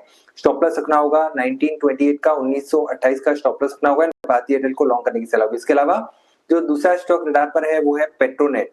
देखिए, पेट्रोनेट का भी स्ट्रक्चर पॉजिटिव है और यहाँ पर पिछले 2 दिनों के कंसोलिडेशन के बाद स्टॉक ने काफी अच्छा रिबाउंड दिखाया है। एक फॉलोअप मूव यहाँ पर भी एक्सपेक्ट करके चल सकते हैं 311, 315 तक की अपसाइड के लिए। 303 रुपए का स्टॉप लॉस रखना होगा एंड पेट्रोनेट को लॉन्ग करने की सलाह होगी। ओके, तो चलिए पेट्रोनेट LNG नीलेश जी की तरफ से उनकी राय। भारतीय एयरटेल पर भी फोकस रखें। 1.25% की तेजी दोनों स्टॉक्स में डेज हाई। अच्छा खासा एक्शन इस वक्त आप देख रहे हैं 306, 307 के लेवल्स पर पेट्रोनेट LNG के स्टॉक में मूव इस वक्त। लेकिन अब बात करते हैं SBI लाइफ की। कल SBI लाइफ Q1 के नतीजे जारी करेगा। नतीजों का अनुमान बताने के लिए रविंदर हमारे साथ जुड़ गए हैं। रविंदर, बताएं SBI लाइफ के नंबर्स से ठीक पहले स्टॉक में रिएक्शन और नंबर से एक्सपेक्टेशंस क्या लगानी है? जी बिल्कुल, SBI लाइफ जो है अपने Q1 FY26 के रिजल्ट अनाउंस करने जा रही है और कंपनी का जो AP है जून क्वार्टर में वो 3,863 करोड़ पर देखने को मिल सकता है, जिसमें 6% से आसपास की जो है इसमें अपटिक देखने को मिल सकती है ईयर ऑन ईयर बेसिस पर। हालांकि जो इसमें 30% की डिक्लाइन देखने को मिल सकती है सीक्वेंशियल बेसिस पर। अगर बात करें VNB की, तो VNB में भी जो है ईयर ऑन ईयर बेसिस पर 7.5% का अपटिक देखने को मिल सकता है, लेकिन सीक्वेंशियल बेसिस पर इस पर डिक्लाइन देखने को मिल सकता है। अगर बात करें कि VNB मार्जिन्स की, तो Q1 FY26 में जो VNB मार्जिन्स है वो 27.1% पर देखने को मिल सकता है। और कंपनी से न्यू बिजनेस प्रीमियम AP में जो है मिड सिंगल डिजिट ग्रोथ देखने मिल सकती है Q1 FY26 में। और VNB यानी वैल्यू ऑफ न्यू बिजनेस जो है उसमें थोड़ी अच्छी परफॉर्मेंस देखने को मिल सकती है, लेकिन स्ट्रीट जो है सिंगल डिजिट पर ही रहने की जो है इसमें एस्टिमेट कर रहा है। वहीं बेटर प्रोडक्ट मिक्स के चलते मार्जिन्स में ईयर ऑन ईयर बेसिस पे जो है इसमें इंप्रूवमेंट देखने को मिल सकती है, लेकिन सिक्वेंशियल बेसिस पे यहाँ पे डिक्लाइन देखने को मिल सकती है। और आगे चल के की मॉनिटरेबल ये रहेगा कि मैनेजमेंट की क्या कमेंट्री रहेगी बैंक चैनल्स के थ्रू डिस्ट्रीब्यूशन और ग्रोथ पर जो है मैनेजमेंट की क्या कमेंट्री रहेगी, ये एक इंपॉर्टेंट पॉइंट होगा। सो ओवरऑल जो है एक लो क्वार्टर हो सकता है SBI लाइफ के लिए, लेकिन इंडस्ट्री से जो है इसमें बेटर परफॉर्मेंस देखने को मिल सकता है। शुक्रिया आपका हमारे साथ जुड़ने के लिए और ये नतीजों के अनुमान हमें बताने के लिए। SBI लाइफ नंबर से ठीक पहले बड़ा ही कॉशियस आउटलुक के स्टॉक में नजर आ रहा है। नीलेश जी, एक तो SBI लाइफ पर भी आपका टेक हम जानना चाहेंगे, लेकिन साथ साथ REC PFC के चार्ट्स देखें, मजबूती के साथ ट्रेंड करते हुए 2% तक की तेजी REC में, PFC और डेज हाई 418 के लेवल्स पर इस वक्त कामकाज करता हुआ। मानसी, देखिए सबसे पहले SBI लाइफ इस पर्टिकुलर स्टॉक पे अगर आप नजर डालें तो पिछले कुछ समय से एक काफी सीमित दायरे में ट्रेड करता हुआ नजर आ रहा है। 1860, 1870 का स्ट्रॉन्ग रेजिस्टेंस है और निचले स्तर पर 1750 के आसपास का एक काफी अच्छा सपोर्ट भी यहाँ पर बनता हुआ नजर आ रहा है। तो यहाँ पर फिलहाल के लिए तो स्ट्रक्चर वाइज अंडरटोन पॉजिटिव है, ग्रेजुअल अपमूव एक्सपेक्ट करके चल सकते हैं। 1750 के ऊपर जब तक ट्रेड हो रहा है तब तक बायस पॉजिटिव साइड में रख के ट्रेड करने की सलाह होगी। इसके अलावा REC और PFC यहाँ पर भी अगर आप देखें तो काफी लंबे समय से एक सीमित दायरे में ये भी काउंटर ट्रेड करते हुए नजर आ रहा है। REC limited in fact risk and reward के पर्सपेक्टिव से यहाँ पर लॉन्ग ट्रेड लेके चल सकते हैं, क्योंकि आज काफी अच्छा वॉल्यूम स्पर्ट यहाँ पर देखने को मिला है और लॉन्ग बिल्डअप भी यहाँ पे हो रहे हैं, एग्रेसिव लॉन्ग बिल्डअप देखने को मिल रहा है। 7% का फ्रेश इजाफा हुआ है। तो यहाँ पर 410, 420 तक की अपसाइड के लिए REC को एक लॉन्ग साइड में ट्रेड प्ले करके चल सकते हैं। 392 का स्टॉप लॉस रखना होगा। ओके, सो REC PFC पर ये एक टेक इस वक्त, और साथ साथ लाइफ इंश्योरेंस प्लेस भी लगातार फोकस रेडार पर है। लेकिन क्विकली BTST STBT ट्रेड्स हमारे एक्सपर्ट से समझ लेते हैं। शुरुआत नीलेश आपसे ही करेंगे, बताएं BTST STBT ट्रेड को इस वक्त आपकी तरफ से, क्योंकि मूव काफ़ी अच्छा दिख रहा है इस वक्त मार्केट में। एटलीस्ट एट डेज हाई हम क्लोज होने की कोशिश, और 25,200 के ऊपर इनफैक्ट क्लोज होने की पूरी उम्मीद नजर आ रही है। बिल्कुल मानसी, देखिए अभी मैंने भारती एयरटेल को रेकमेंड किया है एज ए BTST ट्रेड, इसे लेके चल सकते हैं। स्ट्रक्चर पॉजिटिव है, ऊपरी स्तर पर 1970 1985 तक की अपसाइड देखने को मिल सकती है, एंड 1928 1938 के 1928 और 1930 के आसपास का काफी अच्छा सपोर्ट बना हुआ है, तो वहां पे स्टॉप लॉस करने की सलाह होगी। इसके अलावा जो दूसरा स्टॉक रडार पर आ रहा है वो है KPR मिल। इस पर्टिकुलर स्टॉक पे अगर आप नजर डालें तो यहाँ पर काफी अच्छा वॉल्यूम स्पर्ट हमें देखने को मिल रहा है। टेक्निकली स्ट्रक्चर पे ब्रेकआउट भी आता हुआ नजर आ रहा है, तो KPR मिल कैश में इसे लॉन्ग करके चल सकते हैं। 1270 एंड 1300 की अपसाइड को प्ले करने के लिए 1210 1210 का यहाँ पे स्टॉप लॉस रखना होगा। ओके, चलिए, तो ये एक राय BTST के तौर पर नीलेश की तरफ से आती हुई। सौमिल, कोई स्टॉक आपके फोकस रेडार पर इस वक्त? BTST लेकर जाना चाहूंगा। बाय कॉल है IOC पर। IOC में एक फ्लैट पैटर्न बना है जो ऊपर की तरफ टूटा है, 20 डेली मूविंग एवरेज पे सपोर्ट लिया है। स्टॉप लॉस लगाएंगे 150 पर, और ऊपर में टारगेट 160 का रखेंगे।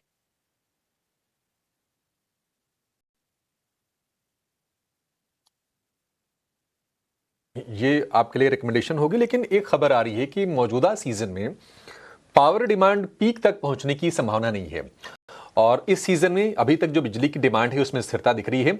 लेकिन बावजूद सरकार के क्या प्लान है बताने के लिए हमारे सहयोगी प्रकाश प्रियदर्शी हमारे साथ जुड़ गए हैं। प्रकाश, बताइए क्या सरकार की तैयारी है? देखिए, मौजूदा सीजन में peak hour power demand 270 gigawatt के आंकड़े को पार कर जाए, इस बात की संभावना कम नजर आ रही है, क्योंकि आंकड़े तो कम से कम इसी बात की तस्दीक कर रहे हैं, क्योंकि अभी तक पावर डिमांड में ज्यादा तेजी देखने को नहीं मिली है। और अगर आप आंकड़ों पर नजर डालें तो जुलाई के महीने में जो पावर डिमांड है वो लगभग उतना ही है जो कि पिछले साल यानी कि 2024 में जुलाई के महीने में हमने देखा था। अगर आप आंकड़ों पर नजर डालें तो जुलाई 22 को पिछले साल जो पावर डिमांड रिकॉर्ड हुआ था वो 2.18 लाख मेगावाट था, जो कि 22 जुलाई 2025 को भी उतना ही है, यानी कि 2.18 लाख मेगावाट ही है। इसके अलावा जुलाई 1 यानी कि जुलाई 1 2025 और जुलाई 1 2024 को भी जो पावर डिमांड रिकॉर्ड हुआ था उसमें भी कोई बदलाव नहीं है, एकदम सिमिलैरिटी है। अगर आप आंकड़ों पर नजर डालें, यानी कि 2.08 लाख मेगावाट का जो डिमांड था वो पिछले साल भी था और इस साल भी है। इसके अलावा अगर आप देखें तो पीक आवर पावर डिमांड में थोड़ी बढ़ोतरी है, एक मामूली बढ़ोतरी, वो भी 4 मेगावाट का। अगर आप आंकड़ों पर नजर डालें तो जुलाई 22 को 2.18 लाख मेगावाट का पावर डिमांड रिकॉर्ड हुआ है, जो कि जुलाई 22 2024 को 2.13 लाख मेगावाट था, तो उसमें भी कोई ज्यादा बदलाव नहीं है। लेकिन अच्छी बात यह है कि देश के तमाम हिस्सों में पावर शॉर्टेज की कोई स्थिति नहीं है, किसी भी राज्य ने पीक आवर में पावर शॉर्टेज रिपोर्ट नहीं किया है। ये काफी सिग्निफिकेंट डेवलपमेंट है, और इसी बात को ध्यान में रखते हुए शायद ऊर्जा मंत्रालय ने जो इमरजेंसी क्लॉज है जिसको कि इन्वोक किया गया था imported coal based power plant के लिए, उसको एक्सटेंड नहीं किया है, यानी कि सेक्शन 11 को एक्सटेंड नहीं किया गया है। और कई ऐसे सोर्स हैं जिसमें थर्मल भी शामिल है, विंड है, हाइड्रो है, सोलर है, वहां से पावर जनरेशन में तेजी देखने को मिली है। और ऊर्जा मंत्रालय इस बात को लेकर तैयार है कि, और इस बात को फिर से दोहराया है कि कोई भी पावर डिमांड में अगर कितनी भी बढ़ोतरी होती है आने वाले दिनों में तो उसको मीट किया जाएगा। बहुत शुक्रिया आपका। तो पावर डिमांड मतलब पीक पर नहीं पहुंचेगी, और हालांकि अगर पहुंचती भी है तो सरकार उसके लिए तैयार है। और हम देख रहे हैं कि जो रिन्यूएबल में जो जनरेशन जो कैपेसिटी है सरकार की, या फिर हमारी जो अपनी सरकारी पावर कंपनीज हैं, वो लगातार बढ़ रही है। इस बीच मारुति सुजुकी के लेकर खबर आई है कि इनकी जो SUV एक है XL6, उसकी कीमत में 0.8% तक की बढ़ोतरी की गई है। और बढ़ोतरी की वजह यह है कि सरकार के नियमों के तहत 6 एयरबैग को अनिवार्य किया गया था, और इन्होंने 6 एयरबैग के साथ XL6 को लॉन्च किया है। और शेयर में हम देख रहे हैं 1% तक की मजबूती। पिछले दिनों खबर आई थी कि अर्टिगा और बलेनो को भी उन्होंने 6 एयरबैग के साथ लॉन्च किया था, और उन दोनों गाड़ियों के भी दाम बढ़ाने का कंपनी ने ऐलान किया था। मारुति सुजुकी पर एक व्यू लेते हैं, क्योंकि आज तो फ्लेवर में है ऑटो स्टॉक्स पूरे के पूरे 1% के गेंस, हालांकि काफी ज्यादा वोलेटाइल रहा है ये शेयर। नीलेश जी, मारुति क्या व्यू होगा आपका शेयर को लेकर? क्या यहां से आप तेजी बढ़ते हुए देख रहे हैं? क्या कंसोलिडेशन से बाहर निकल पाएगा शेयर ये? बिल्कुल अभिषेक जी, देखिए ऑटो स्पेस में आज काफी अच्छा मोमेंटम हम देख रहे हैं। अक्रॉस ऑल ऑटो काउंटर्स हमें एक स्पर्ट भी देखने को मिल रहा है। मारुति यहाँ पर अगर हम देखें तो स्ट्रक्चर पॉजिटिव है। पिछले 2-3 सप्ताह के कंसोलिडेशन के बाद यहाँ पर एक काफी अच्छा प्राइस एंड वॉल्यूम ब्रेकआउट आता हुआ नजर आ रहा है। 13,000 की अपसाइड को प्ले करने के लिए यहाँ पर करंट लेवल पर लॉन्ग पोजीशन बना के चल सकते हैं। 12,350 का स्टॉप लॉस रखना होगा। इमीडिएट टारगेट 12,800 और उसके बाद 13,000 तक के भी लेवल ये काउंटर छूता हुआ नजर आ सकता है। ठीक है, तो चलिए ये एक राय मारुति सुजुकी पर फिलहाल हमें मिल रही है। 12,623 के लेवल्स पर फिलहाल करीब 1.25% की तेजी पर ये स्टॉक ट्रेड करता हुआ इस वक्त। सेक्टर स्पेसिफिक बाजार की चाल पर एक फोकस डालते हैं और ऑटोमोबाइल स्पेस में तो हम अच्छा खासा एक्शन देख ही रहे हैं, साथ साथ मेटल की शाइन भी। एक टेक तपन आपसे जानना चाहेंगे, मेटल में कल के सत्र में जो बाजार में गिरावट हावी हो रही थी, मेटल और एनर्जी ये दोनों प्लेयर्स थे जो कि बाजार को कुछ हद तक सपोर्ट कर रहे थे। आज बाजार में सेकंड हाफ में वापस से जब तेजी लौटी है, मेटल की शाइन बरकरार है, लेकिन ऑटो मिड सेलेक्ट जितना परफॉर्म नहीं कर पा रहा या फार्मा जितना मेटल परफॉर्म नहीं कर पा रहा। ग्लोबल कनेक्ट से ताल्लुक रखता है ये सेक्टर, क्या इसे वॉच लिस्ट में रखा जाए या फिर यहाँ कन्विक्शन है? मानसी जी देखो, शॉर्ट टर्म के लिए I am positive in metal, क्योंकि आप मेटल में अगर स्टील का भी अगर आप देखो तो डिमांड अच्छी खासी रही है, ऑलमोस्ट 8 to 9% हम कह सकते हैं कि डोमेस्टिक डिमांड रही है। इवन एल्यूमिनियम भी आप देखें कि काफ़ी हाई छू रहा है। सो मेटल ओवरऑल एक पॉजिटिव सेंस यहाँ भी आ रहा है, क्योंकि चाइना में कुछ गतिविधि बढ़ रही है और वहाँ भी कुछ अनाउंसमेंट आ रही है, तो उसके वजह से भी एक पॉजिटिव सेंस रहा है। मेटल मेरे हिसाब से 1-2 क्वार्टर, एक आध क्वार्टर मैक्सिमम मुझे लग रहा है कि ये पॉजिटिव रहेगा। और अगर आप रिजल्ट्स की भी बात करें तो JSW स्टील का रिजल्ट अच्छा ही था। आई थिंक टाटा स्टील का भी इनलाइन आना चाहिए होपफुली, और यहाँ हिंडाल को भी मुझे एक तरह से एक फेवरेबल स्टॉक लग रहा है, जहाँ वहाँ कुछ तेज़ी देख सकते हैं। इवन ओवरऑल काउंटर में भी अगर स्टॉक वाइज देखें तो मुझे लग रहा है कि मेटल कुछ क्वार्टर के लिए फ्लेवर में रहेगा, और यहाँ से बस मेन है कि किस तरह से ये क्वार्टरली जाता है, और प्लस आप ऑटो सेल्स और वो सब के नंबर्स भी आते हैं तो उससे भी थोड़ा इम्पैक्ट आता है। सो शॉर्ट टर्म में यस आई एम पॉजिटिव, लेकिन 1 और 2 क्वार्टर के बाद चाइना की गतिविधि और overall global demand supply plus tariff का देख के we have to take another call.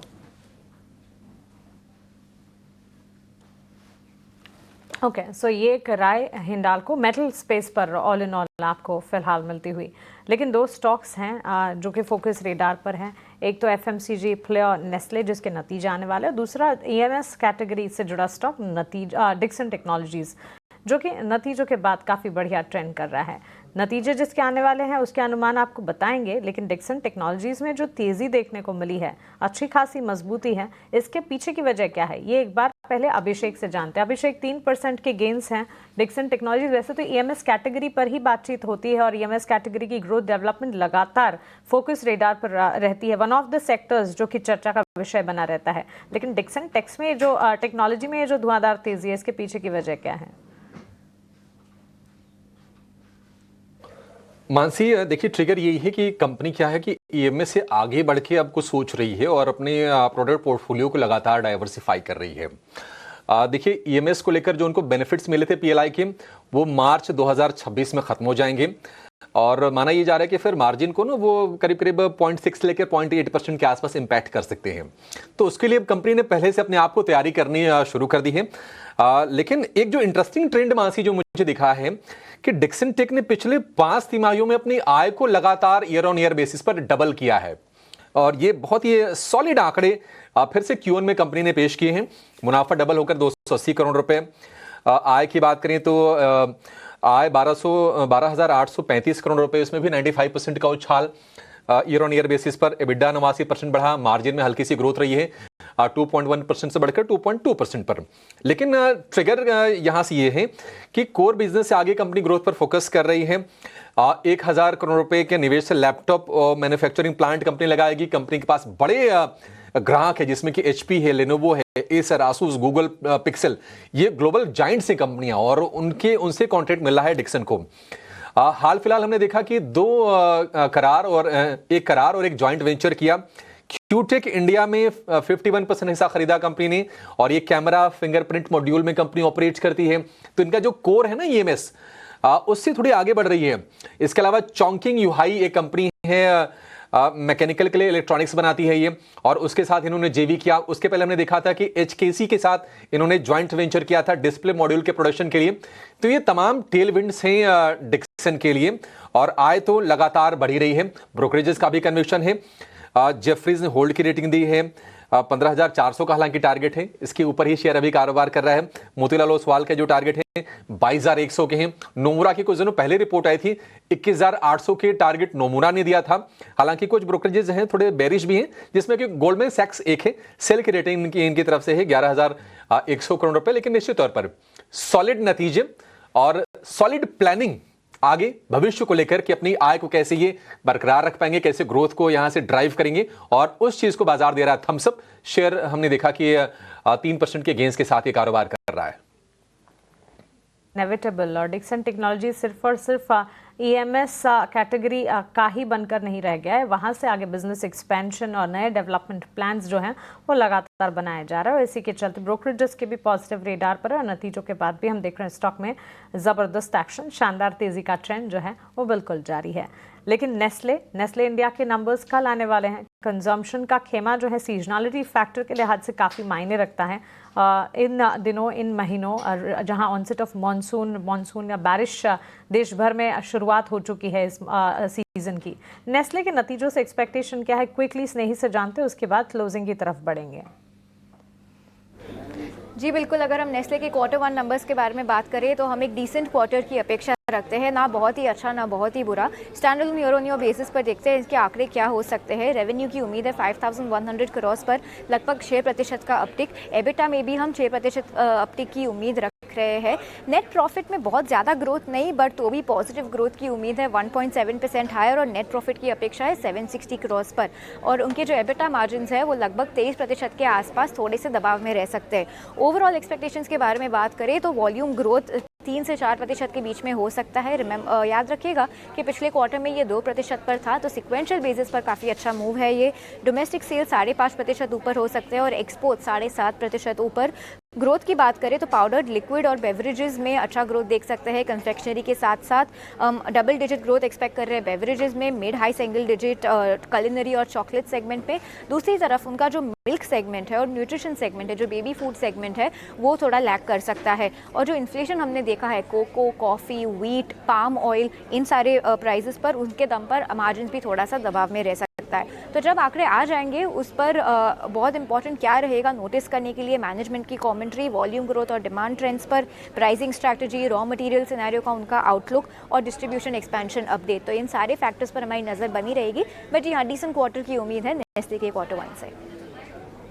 Quarter expected है नेस्ले से। बाजार की क्लोजिंग की तरफ बढ़ते हैं और फर्स्ट हाफ से लेकर सेकंड हाफ तक तस्वीर काफ़ी अच्छी नज़र आ रही है। मार्केट की रिकवरी मोड में बाजार दिखे और 25,200 के लेवल्स भी हमें नजर आए।